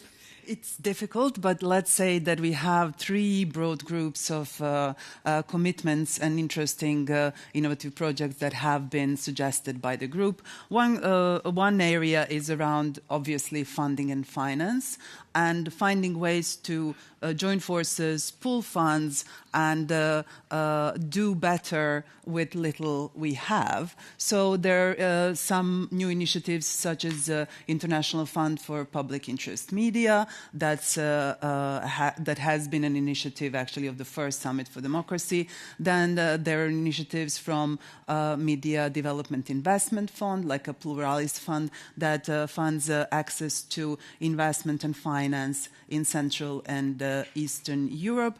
And there are some other funds, like a Free Press Action Fund, actually, in the US. So that's one bucket. The other bucket is around collaboration and collective action, and also sharing knowledge, information, and learning. And that's really important, because we need to be as effective as possible if we have that 0.3%, and investment in media is not big. And there we have a couple of projects from a lot of media development organizations, including Free Press Unlimited, that is hosting us here. And then Mira has been mentioning some of the innovative projects that support a business model, and those are working with private sector, especially with some platforms as well, but especially with advertisers, and working with ethical councils, and producing standards, for instance, such as Reporters Without Borders Journalism Trust initiative, that could help us potentially solve all those issues where journalists and journalism organizations are actually not recognized online. So these are just some of a few recommendations that colleagues have put into the report. Yes, I requested you to summarize it. Yes. And we've heard a number of detailed initiatives in the course of this discussion. But I'd like to just ask a kind of bigger question. Isn't there a kind of existential threat that the news media faces at the moment? Because there's so much else that we can do other than news, and getting through is so very difficult with a key message, especially if you're trying to do it in a sober, fact-checking, reliable sort of way. Let me ask you that, Nick Benkisa. how do we break through amid the flood of disinformation? Which is a key part of survival, isn't it? It is, and I think, look, I think we have to look to inspiration from Ukraine at the moment. Actually, Ukraine is fighting for its survival, and one of the things that Ukrainians are fighting for there is to preserve that information space. And it's been really remarkable and inspiring and humbling to see the journalists working on starvation wages amid a collapse of advertising in Ukraine, volunteering their time to keep the information flowing, and keeping their eyes on the future in terms of revitalizing a sector that they have worked so hard over the last 10 years to turn into a vibrant and strong independent media sector with solidarity from the international community. 120 million, a very small amount, was spent in support of the efforts in Ukraine to forge a really strong and independent media sector. That solidarity has been incredibly valuable. Ukrainians today, as Administrator Power highlighted earlier, even under Russian occupation, are still finding the information they need. They're more resilient than ever to disinformation. I think it's a very extreme example you've given us, Nick, there. I believe that one of our student journalists would like to put a question. Which one of you would like to, and to whom? Go on, introduce yourself, and who would you like to put your question to? Well, I'm Robert, and I'm from the Edith School of Journalism. And I would like to ask, how can we make sure that all that money goes not only to the shareholders of a company, but also to the freelancers? Because if we don't have freelancers who mostly do the work, we don't have a media sector. Good question. Mira Selva. It's a very, very good question. And there's two issues there, which is the news organizations that hire freelancers really need to ensure that they're paid fairly, accurate, on time, given protection and safety when they're being sent out in the field to report. And then there's the other part of the kind of knowing where the freelancers are. So we really kind of like to work with organisations such as the Rory Peck Trust, others, to kind of ensure that the freelancers know that there are resources for them, and then also that we kind of know where to find people when in distress. Related to that, again, an extreme example, what we're seeing more and more of the world is journalists in exile. So journalists who weren't freelancers, who were working for newsrooms in their own countries, who had to flee, and whose newsrooms were dismantled, so became freelancers with no planning, no backup. And this is a real priority as well, to ensure that they are supported and that they can continue to report, because they're really like the Noah's Ark of journalism. They're what's going to keep the media sector in their country alive till hopefully they can return. It's such important work you're doing. Thank you. Mira, Nick, and the other Mira, thank you very much for joining us for this session on democracy. Summit for Democracy. I'm going to let our guests vacate, and our meeting is drawing to a close. We've got two small interventions left, and they are from our creatives. First, let's cross over and meet Martin the cartoonist. What have you been working on? Can you show us? Can you dazzle us? Hello, Nisha. I hope it can be shown what I've been doing all this time. You have given me some nice input. We're happy to oblige. Can people see what to do? Okay, so here is a kind of... I go through the cartoons in a very quick way. You can see them later on, maybe in more seconds. So here is the voting system standing for a democratic country. And it's being chopped off by all these red things, like an axe and a saw and a bullet. Ah, that's what you heard from us. Yes, that was a strange input, it was. So here is a grave of the press. It was a nice interview, though, and it's press here. Oh. So, yeah, that's it's all about the threats. I'm not... Yes, I don't. One feels uncomfortable laughing at that, and yet laugh one must. No. I'm not drawing about utopia. I'm afraid. I'm drawing the harsh reality. Show us one more. I know you've got a whole lot, but show us one more. Okay, so here's the social media. We're going in. And oh, that's drawn a laugh or two, or shall I say a titter from our audience. Okay, then I put this one on. Journalist, but what if the government finds out? Why not bring Christianity to Iran? So that would be much safer, presumably. Okay, give us a final cartoon. Give us a final. You had which this is your most favourite? This one already. The army. No, that's the press. Ooh. I like this one anyway. Okay, there are more, but you can see more of that maybe in a summary later on. Thank you so much, Warte Woldering. Your creativity is awesome, honestly. Now, we've received words of support from a great number of countries in the region who are committed to support us in taking these steps. We're going to be showing them to you in a bit, in sequence. But first now, that moment I've been waiting for, I'm going to hand over the floor to our spoken word artist, Lev Avitan. Take it away, Lev. Thank you. We've built a house with no walls, just mighty pillars. Told people it's theirs, they were free to roam around and within it. We asked them to take care of the foundation, of which the structure rests, for without those simple pillars, there is no house here left. This fragile home we've called democracy is not fixed and set in stone. It deteriorates in some climates and is bolstered when it's honed. This home could be a place of safety, of justice, and of bliss, but without the proper measures, it crumbles into remiss. One of those mighty pillars is the one of information, which seeks to guarantee that the public has a stable basis for decision-making. We create an understanding of the world, gained through what we see, be it with our eyes, in the papers, or on TV, but increasingly, we've been caught up in a machine called social media. We've set it free because we believe that something like a tweet can be equated to a well-reasoned and substantiated claim, those we used in science, research, and debates. But perhaps an unregulated, profit-driven algorithm is not the proper way to disseminate information.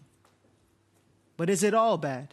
Can we not critically reflect on power on social media, trying to counter the hateful extreme rising in the political arena? Can we not, through VPNs, facilitate real news for all of us to reach and for the young to find each other when all the trust is breached? For in an age of anti-intellectualism, where truths change based on postal codes, where echo chambers can make one believe that it's the real world they know, where experts and professionals are discredited or seen as a nuisance, where remarks from politicians have led to threats or violent attacks on our journalists, where mobs of people grab their pitchforks when they're not happy with what they heard, and where women and minorities are affected extra hard. But can we only blame the public for sometimes being so mistaken? Are they in their right to be distrustful when information leaks but accountability isn't taken? Are we really surprised when we find out finances influence the framing of the content? Because this essential pillar of information has also been pulled into the market. You see, there's a thin line between voicing these concerns and rejecting the competence of so many brave journalists doing their important work, being on the front line, risking their lives, setting their light on the dark corners of the world, while being harassed, even murdered, subjected to aggression, making journalism one of the most dangerous professions. And this assault on the freedom of expression caused media workers to be muted, with their very perpetrators never being persecuted. So how do we protect those who give voice to the voiceless? How do we foster the plurality of perspectives while making sure that safety and quality is upheld? This situation is dire, so let us invest globally to provide the good guys all the means to win the war of information that goes on all our screens. Yes, our dear democracy is deeply under threat, so let's take care of its foundations and otherwise risking collapse. Thank you very much.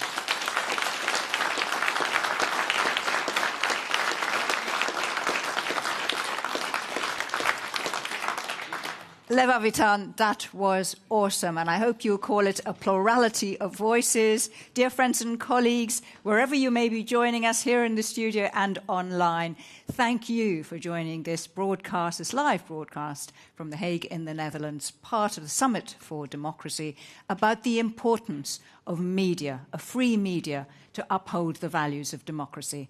I'm Nisha Pillay, and it's been my pleasure being with you. Until the next time, goodbye.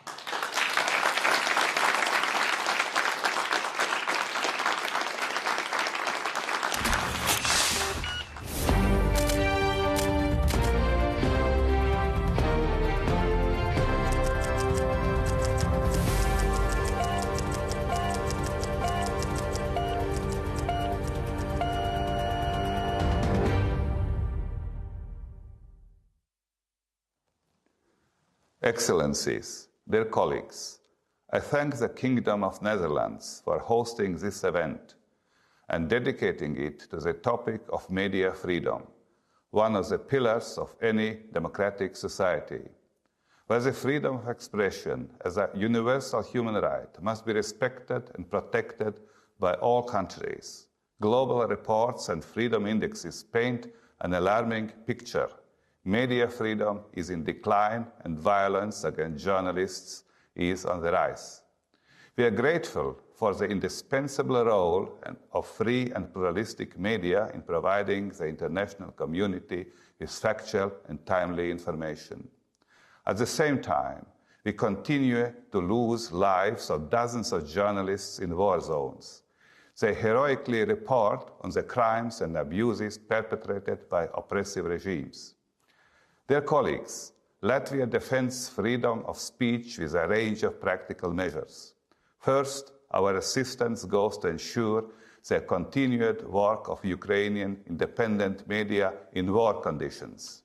Second, several independent Russian media organizations and journalists under the threat of repression and censorship have relocated to Latvia. A similar step was taken by the Moscow bureaus of media outlets like Radio Free Europe and Deutsche Welle. The media hub Riga, established by our civil society and supported by the Latvian government, provides practical help to journalists in danger. When standing up for freedom of speech and media pluralism, we must also invest in our own resilience.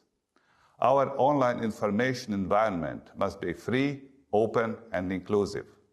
At the same time, it needs to be safe, secure, and resilient to the hostile manipulation by authoritarian adversaries. Therefore, together with Canada and the Alliance of Securing Democracy, Latvia leads the cohort on information integrity to counter the spread of disinformation. I wish you fruitful discussions in the Netherlands, and let us reinforce our efforts to strengthen democracy through freedom of speech, media diversity, and a healthy information space.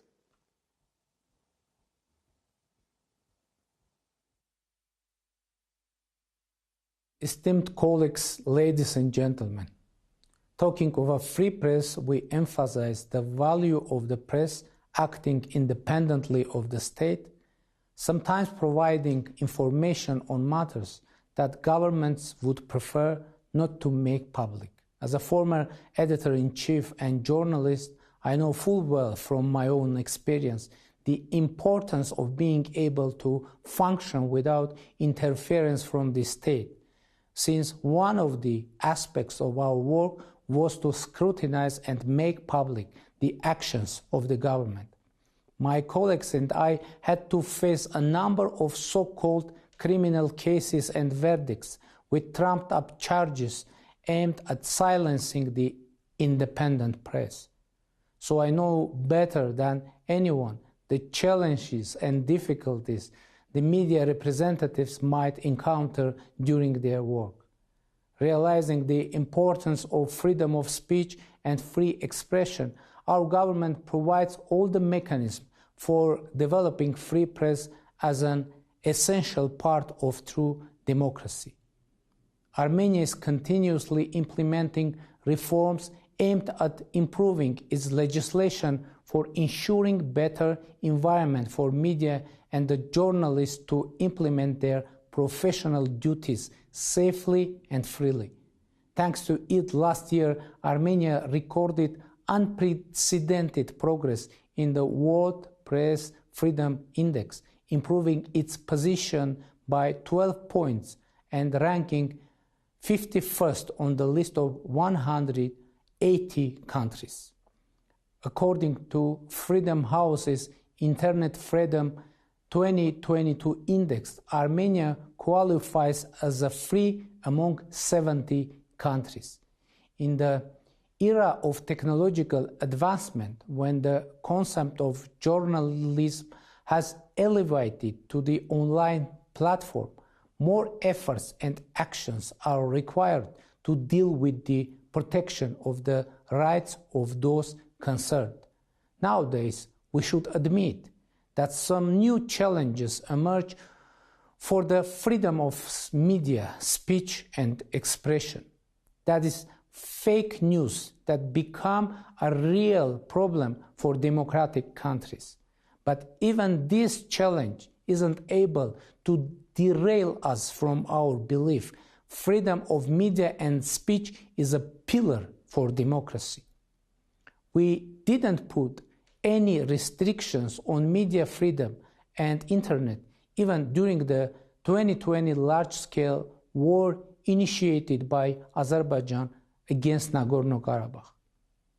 In this context, I would like to highlight the issues of safety for media professionals.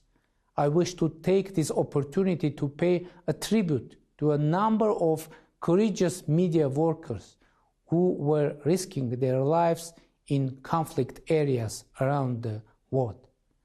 The rights of free press and expression must be respected and protected at all times. I would like to reiterate that Armenia will be in the future as well fully supporting and promoting international efforts aimed at ensuring free and independent media. Thank you. Media freedom and freedom of expression go hand in hand. They are essential pillars of any democracy because together they guarantee plurality of opinions and inclusiveness. Journalists also hold politicians and economic actors to account. This important role comes with great risks. Unsurprisingly, authoritarian regimes prefer to suppress freedom of expression altogether in order to crush dissent. But media freedom is never a given, even in democracies. Nor are journalists only at risk in conflict areas or in dictatorships. Many have been killed for uncovering environmental scandals or corruption cases. Many more are harassed, threatened or impeded to do their work. As we know, women journalists and media workers are disproportionately targeted by online harassment, sexism and trolling. Finally, the fast development of social media has brought about a new threat to media freedom and freedom of expression. Disinformation, which shows doubt in the minds of citizens in order to undermine democratic institutions and to polarize societies. So, how can we better protect media freedom? I see three areas which need our continued engagement. Advocacy. As member states, we should use every opportunity to voice our political support for the work of independent media and the better protection of journalists. Luxembourg is a member of the Media Freedom Court and the Freedom Online Coalition, as well as various related groups of friends in the UN system. Legislation. Member states must improve their legal framework regarding the protection of journalists, both off and online. And measures need to be taken in order to forbid surveillance through spyware and to avoid political interfering in editorial decisions. financing. Member states, together with the private sector, should explore financial support schemes in line with the Council of Europe's declaration on the financial sustainability of quality journalism in the digital age of 2019. Thank you. Ladies and gentlemen, Excellencies, although we can agree that our democracies are each special in their own way, the commitment to core values and principles is something we share in common, as demonstrated by our participation in this event today. Freedom of speech is the backbone of a democratic society as a whole, but it is also the driver of social changes that will promote and improve our everyday lives. Building on that fact that independent media, freedom of expression and access to information are some of the pillars of democracy, the government of the Republic of Serbia is continuously working to ensure that the conditions for the unhindered activity of the media and the safety of journalists are in place. Serbia is also a member of the Global Media Freedom Coalition, and I personally signed the Global Pledge on Media Freedom at the conference in London. The action plan for the implementation of the media strategy was adopted recently. Efforts are being made to draft the amendments to the law on public information and media. The drafting of the action plan for the implementation of the strategy for the development of the public information system has been underway. We consider it particularly important to create adequate conditions for free expression on digital platforms, which will prevent the manipulation of information, that is, maintain a balance between freedom of expression and the protection of privacy.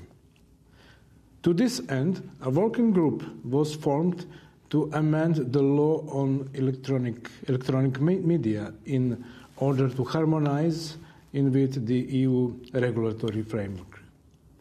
Adoption of the new law on electronic communications is planned for the first half of 2023. In order to respond promptly to threats and intimidation to which media workers are exposed, the SOS line for reporting threats and attacks on journalists is open 24 hours a day. As part of comprehensive efforts in the field of gender equality, the government's program for women's empowerment in the field of information and communication technologies includes not only female journalists, but also female university and school students. While working diligently on the implementation of the Agenda 2030, the competent governmental institutions cooperate closely with media and the journalist associations and the civil sector, and also with international experts hired in cooperation with the EU and the OSCE. Aware of the importance of continuous action in order to overcome the challenges we face in terms of protecting freedom of expression, Serbia will continue to make efforts aimed at strengthening the integrity of the media space and all its participants. Thank you for your attention. Ladies and gentlemen, and best greetings from Helsinki. The right to versatile and reliable information, freedom of opinion and speech, and the opportunity to participate in public debate are an essential part of fundamental and human rights and democratic society. Finland has a long tradition of media freedom.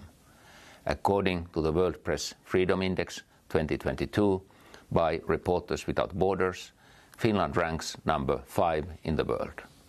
From the Finnish experience, we know that people's trust in public administration, state institutions and media is crucial.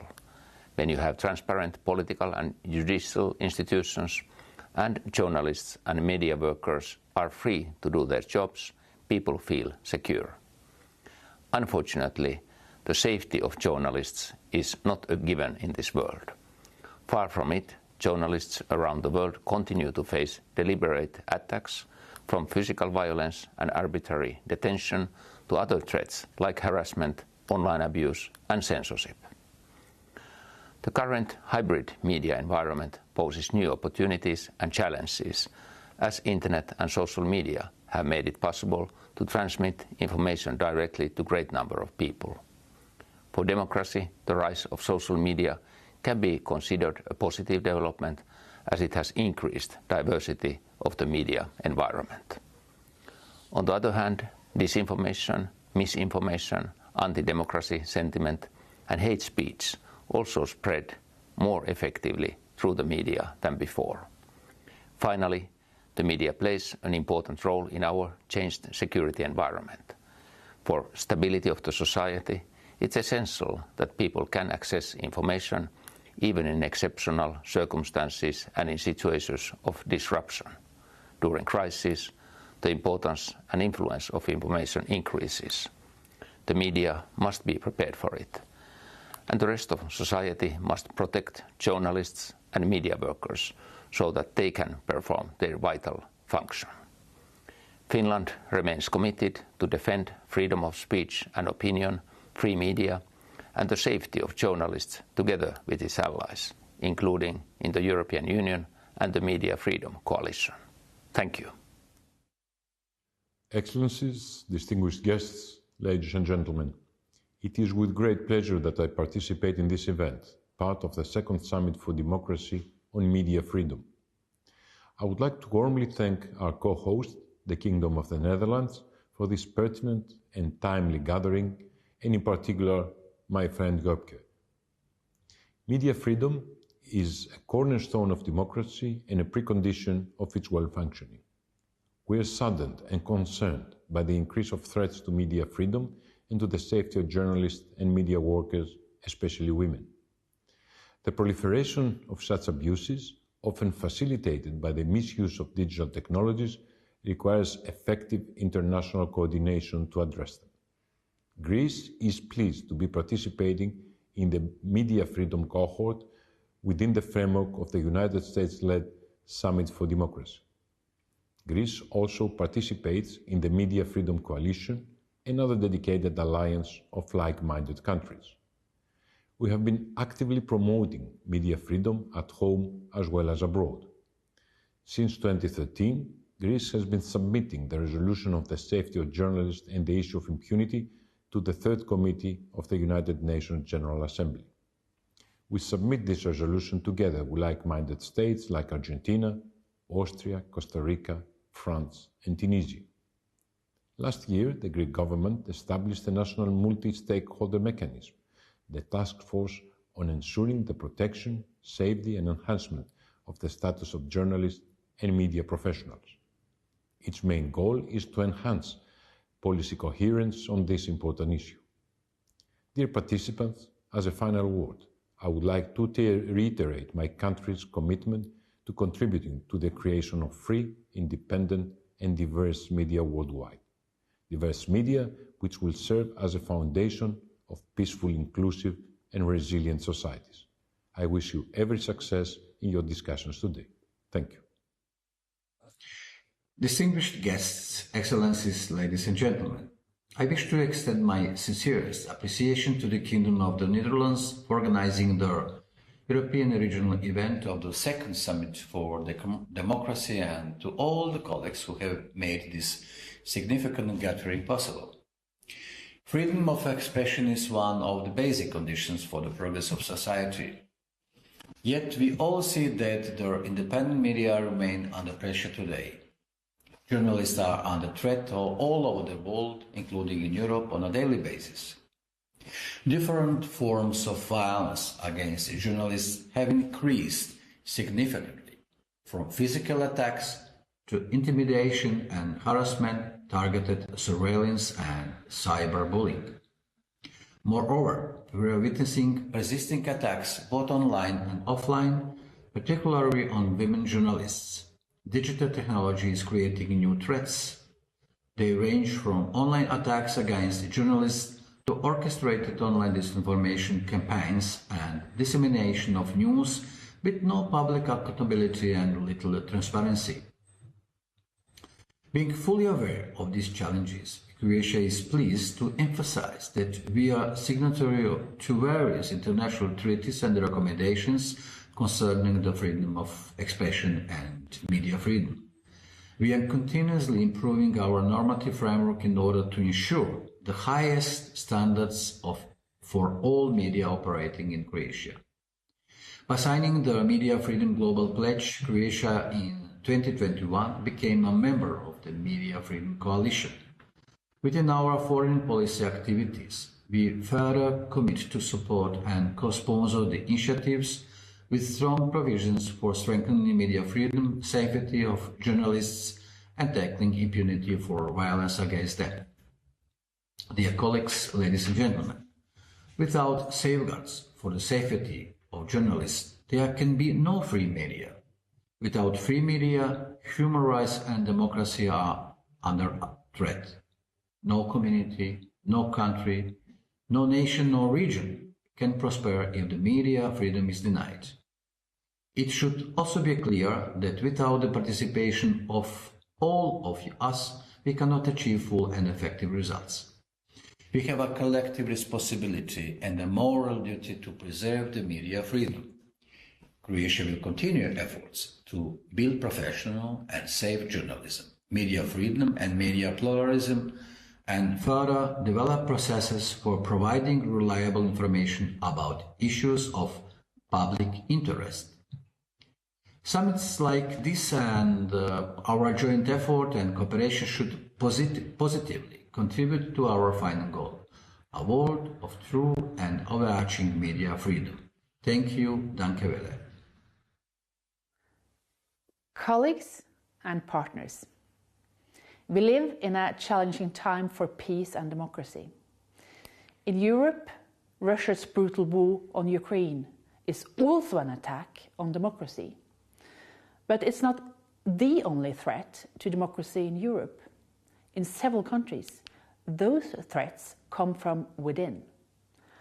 Across the world, we see attempts to weaken democratic institutions and the rule of law, to limit civic space, and to silence journalists and independent media.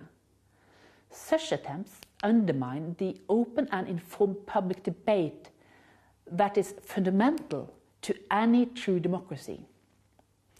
The Summit for Democracy brings forward new ideas on how to advance media freedom at home and abroad. This work must continue, and we will be a part of it. Norway has a high level of press freedom. We will continue to share our experience, and we have renewed our commitments to action. All our support to media freedom and development will seek to ensure women's participation and to protect their safety. Abuse and violence against women journalists cannot be tolerated, neither online nor offline. Norway will continue to implement our strategy on freedom of expression.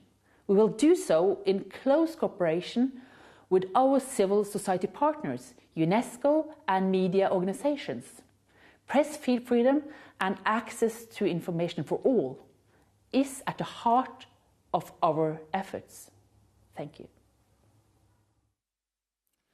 Dear colleagues, I wish to commend the United States government for organizing the Second Summit for Democracy. I would also like to thank the government of the Netherlands for leading today's discussion on an issue of central importance in any democratic society, that of media freedom. It is beyond dispute that media freedom is challenged and even attacked. Widespread harassment, intimidation and persecution of media actors is, regrettably, all too common.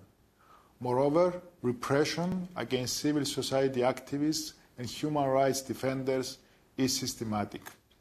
The unabated crackdown on independent media, individual journalists, political opposition members and other critical voices in fact, the fibre of democracy and one of its core elements, the freedom of expression. At a time that fake news and disinformation spread with unprecedented speed, we need, more than ever, to rely on credible and independent information sources.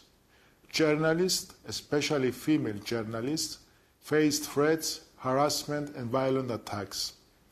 Therefore, governments and international organizations have a crucial role in protecting journalism.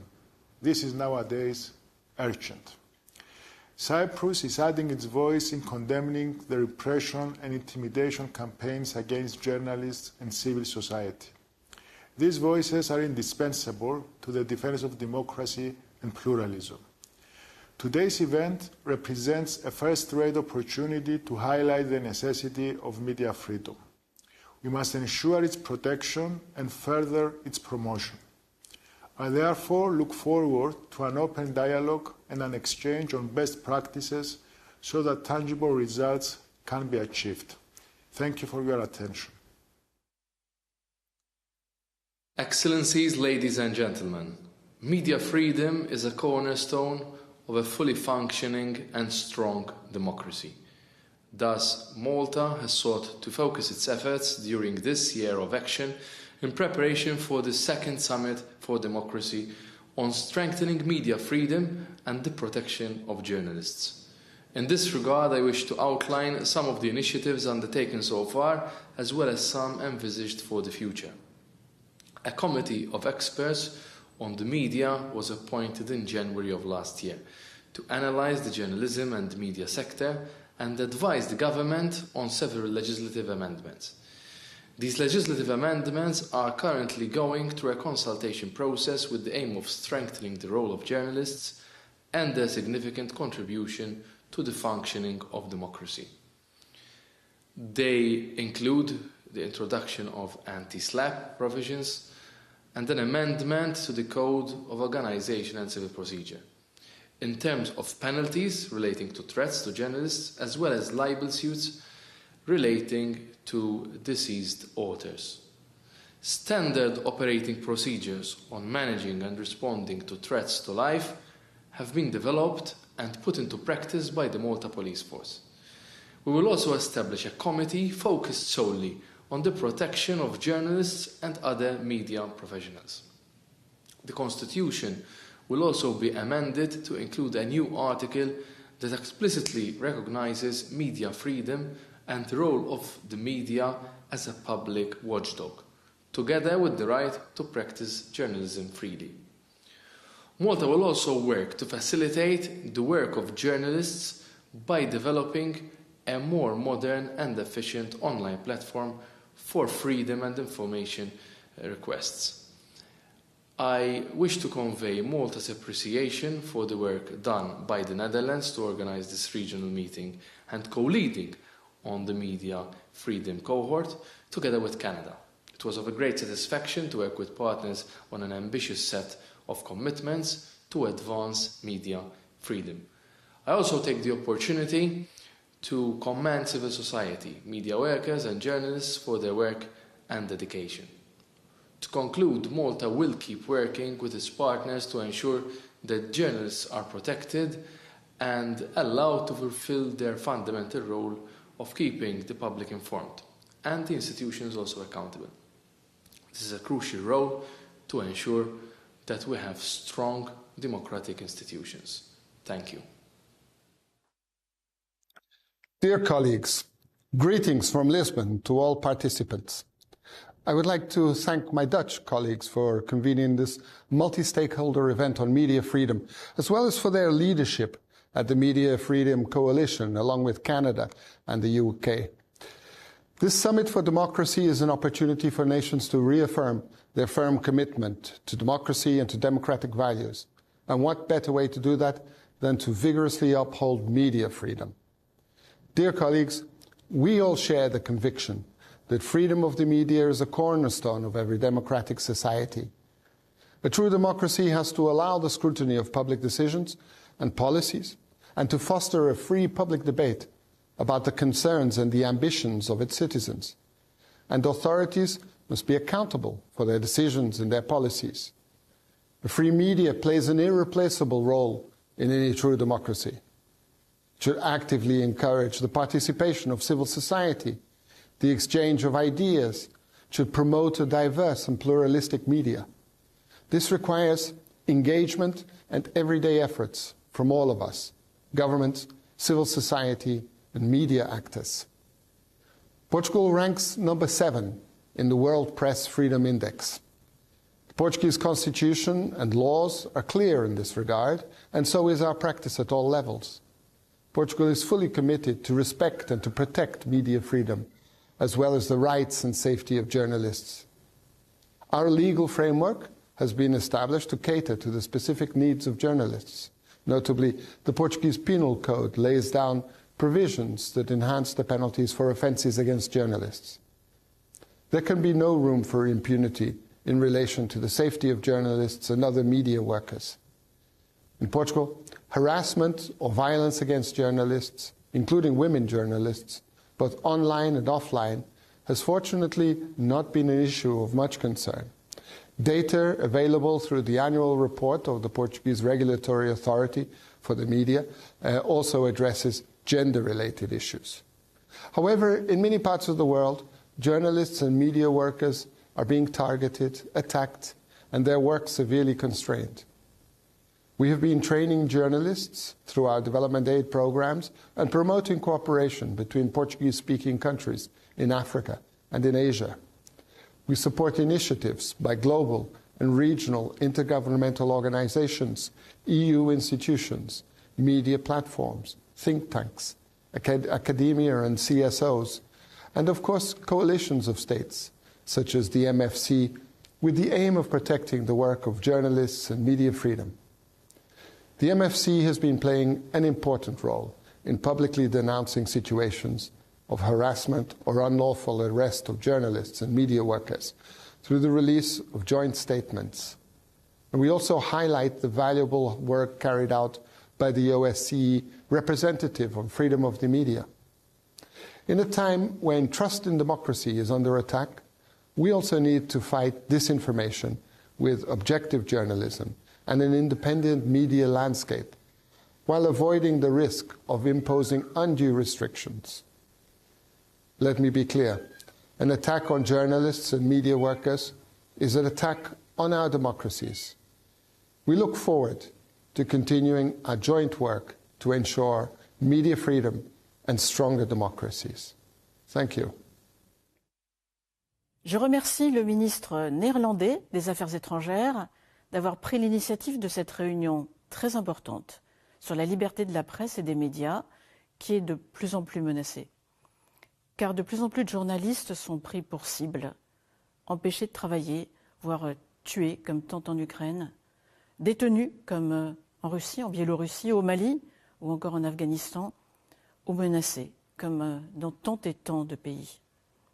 Avec ses partenaires européens, la France est engagée pour la protection des journalistes et des professionnels des médias.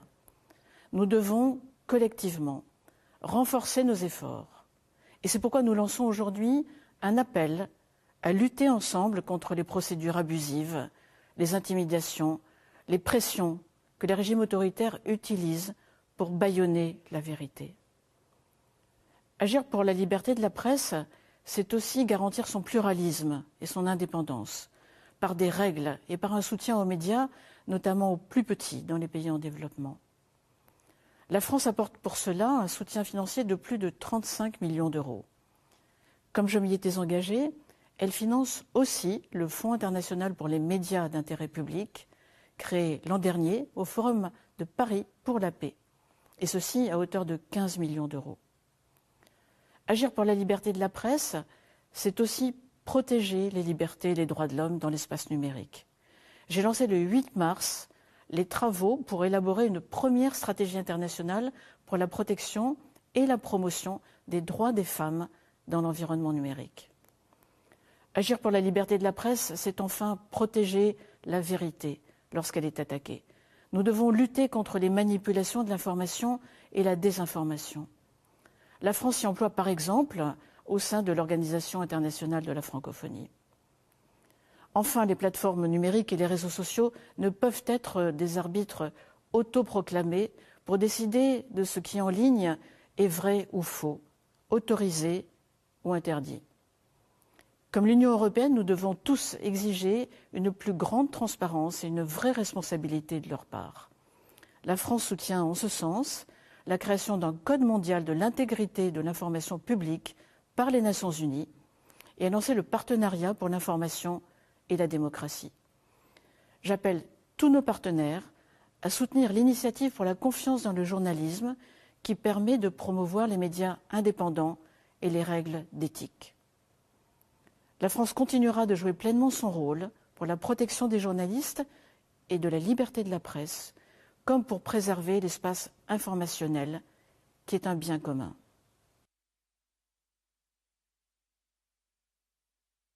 In 2021, in Brussels, a journalist from a public service media was assaulted and injured while covering a protest against COVID-19 measures.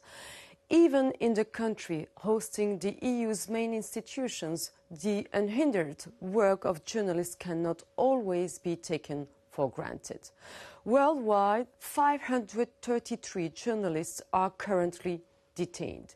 There are also many reports of harassment and intimidation. No less than 86 journalists and media workers were killed in 2022 around the world. What can we do? To fight disinformation, Belgium acts for media freedom at the UN, at the OSCE, at the Council of Europe and at the European Union. As a member of the UN Human Rights Council, we will continue our support, notably to the Special Rapporteur on freedom of expression. Belgium is also supporting the functioning of the Council of Europe's platform that reports on serious threats to journalists and media freedom. Belgium helps the Belarusian independent media through the European Endowment for Democracy, and furthermore, Belgium supports the Council of Europe's for activities with Belarusian journalists in exile.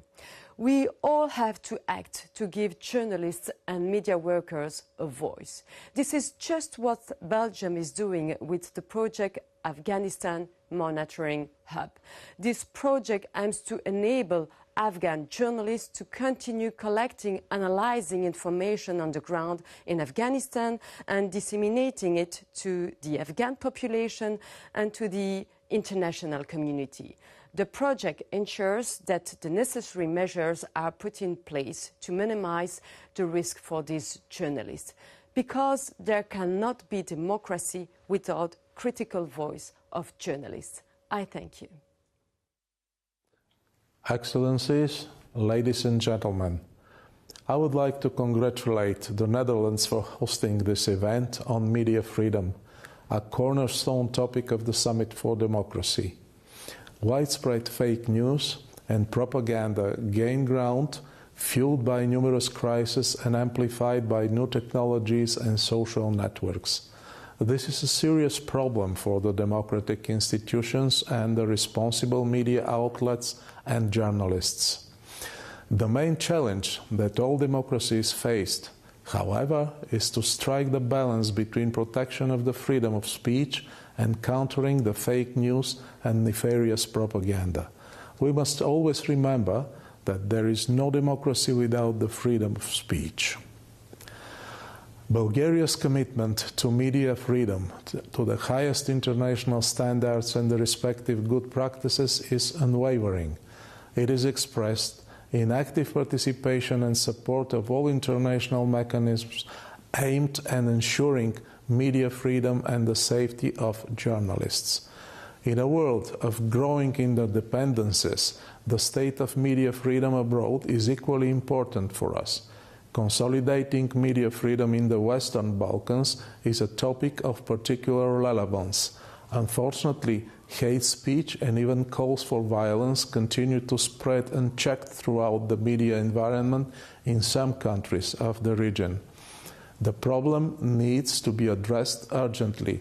Ascending to a higher standard of media freedom, independence and professionalism will undoubtedly facilitate and accelerate the process of European integration in the Western Balkans. Bulgaria stands ready to assist all efforts to advance media freedom regionally and in a wider context. Thank you. Slobodni i nezavisni mediji su stup svake demokratije koje su potrebne tačne činjenice i informacije kako bi društvo bilo informisano na pravi način i donosilo odgovarajuće mišljenje. Novinari i novinarke treba da rade u ambijentu u kojem mogu u potpunosti da budu slobodni i profesionalni i da izvještavaju o svim društvenim temama, a naša obaveza je da kreiranjem javnih politika doprinesemo uspostavljanju takvog ambijenta. Ministarstvo kulture i medija je unapređenje slobode medija stavilo na vrh svoje agende, uključujući njihovu zaštitu i nesmetan rad, jer znamo da bez slobodnih medija nema ni slobodnog društva. Nijedan slučaj napada na novinara, njihovu bezbjednost i imovinu medija ne smije biti arhiviran bez konkretnog policijskog, tužilačkog i sudskog razrešenja. U Ministarstvu kulture i medija smo svjesni činjenice da je medijska oblast koja se mijenja ubrzano zbog tehnološkog napretka, te u tom kontekstu potrebno je kontinuirano raditi na unapređenju zakonodavstva u skladu sa najvišim međunarodnim standardima. Uvažavajući realne potrebe za unapređenje medijskog ambijenta, a u cilju usklađivanja sa najvišim međunarodnim standardima, nastavljamo da sprovodimo reformu medijskog zakonodavstva koja se ogleda u pripremi novog zakona o audiovizualnim medijskim uslugama, zatim zakona o medijima i zakona o javnom medijskom servisu RTCG-a. Nakon završetka prvog kruga predsjedničkih izbora, još jednom je dokazana važnost sistemskog pristupa u formulisanju zakonskih rješenja koja preciziraju prava i obaveza medija, nadležnih organa za sprovođenje zakona i svih drugih subjekata koji su na direktan ili indirektan način uključeni u izborni proces i medijsko predstavljanje u toku njega. Finalizovali smo aktivnosti na izradi medijske strategije Crne Gore, kojom je kroz transparentnost procesa u saradnji sa medijskom zajednicom, civilnim sektorom, državnim organima i svim zainteresovanim subjektima definisalo pravce razvoja i sveukupnog unapređenja oblasti medija. Duboko vjerujem da će ovaj strateški dokument uz paket medijskih zakona biti dobar okvir za buduće konkretne aktivnosti usmjerene na unapređenje ambijenta za rad, medija i medijskih sloboda. Dear representatives of participating states, the media, civil society, academia, ladies and gentlemen, I have the honor to hold the position as Minister for Culture. This portfolio includes many important issues, not least media and democracy policy, two policy areas that go hand in hand. Free and pluralistic media is at the heart of democracy and a cornerstone of an open and vibrant society. Freedom of expression has a long tradition and a strong position in Sweden. More than 250 years ago, Sweden was a pioneer in making freedom of the press part of its constitution. Today, we are one of the countries with the greatest media freedom. In the last edition of the Press Freedom Index, published by Reporters Without Borders, Sweden finished in third place. It is fundamental that journalists should be able to carry out their mission. All forms of threats and crimes targeting journalists constitute an attack not only to an individual, but also on the democratic society. Therefore, work for the safety of journalists is a central part of Swedish media policy. To summarize, media policy is first and foremost about safeguarding the fundamental rights of freedom of speech and freedom of expression. However, in a recently released report, Freedom House concludes that among the many rights under attack globally, freedom of expression has declined more than any other civil liberty. Infringement on the free expression of media and individuals is one of the biggest drivers of global democratic decline. It is important to say that violations of freedom of expression and attacks on the media are not taking place in a vacuum. In fact, it is often the first alarming sign of an autocratic tendencies of conflict. Right now, a process is underway in the EU to set a common legal framework to ensure a fundamental responsibility to protect the diversity and independence of the media at a European level. Sweden is currently chairing these negotiations on the European Media Freedom Act. Let me conclude by emphasizing the importance we attach to these issues globally.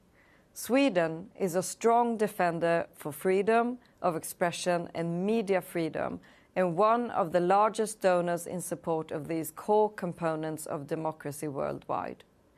Because the work for media freedom is not something just one country or one organization can do. It is something that we must do together, every day and everywhere. Thank you for listening. I thank the Netherlands for hosting this conference and co-leading the Media Freedom Cohort. Independent media is key to well-functioning democracies. Therefore, states should undertake positive steps towards ensuring that journalists can work in safety and without undue restrictions. However, the prevailing impunity for attacks against journalists and media workers in many regions of the world results in a climate of intimidation, self-censorship, and even violence that enables further violations.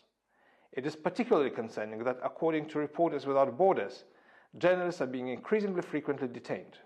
Furthermore, the world has never seen as many women journalists in detention as today. We are particularly concerned about the attacks against journalists, media workers, and human rights defenders in Belarus, which may amount to crimes against humanity, according to the UN High Commissioner for Human Rights. Currently, at least 32 journalists remain behind bars in Belarus. We must continue advocacy for their release and seek accountability for crimes against them. It is also important to provide practical support, including humanitarian visas and financial aid, to the Russian and Belarusian independent journalists and media workers fleeing their regime's repression. Lithuania, in recent years, has become one of the hubs sheltering these journalists. Besides physical threats, journalists and media workers around the world are also challenged by surveillance, internet shutdowns, and other offensive digital restrictions, as well as by the use of strategic lawsuits against public participation, SLAPPs. Therefore, adequate legislative protection is needed. Last year, Lithuania adopted rules to protect its journalists, media workers, and civil society from such lawsuits.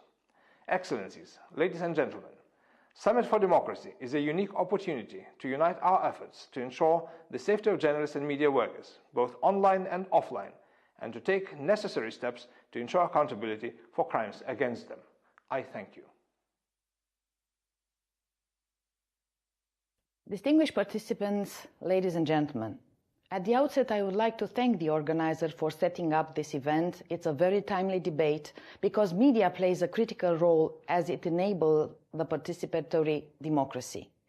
It acts as a critical watchdog over holders of political, economic and social power, but unfortunately, the context in which journalists work has become more dangerous in recent years.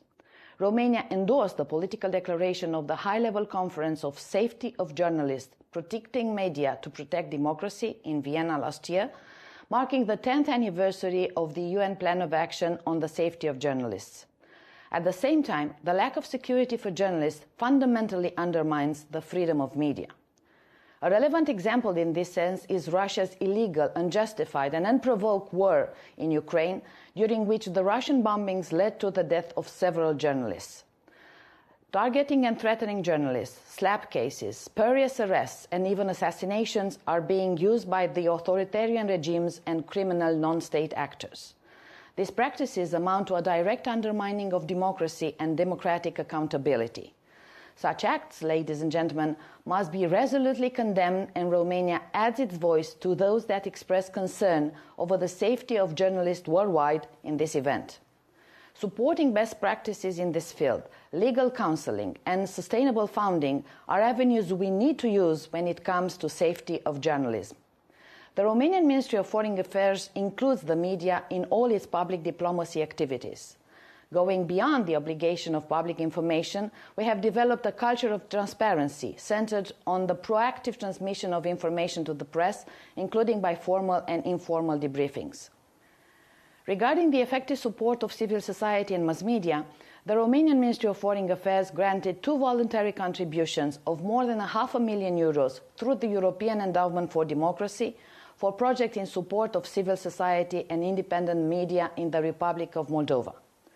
We have also supported the International Accountability Platform for Belarus by granting a voluntary contribution to support civil society and independent media in Belarus. Disinformation poses a growing threat on democratic processes as well. Since we are so much exposed to disinformation, spread of hate speech, conspiracy theories, and divisive rhetorics, it is mandatory to empower the civil society to identify and expose disinformation.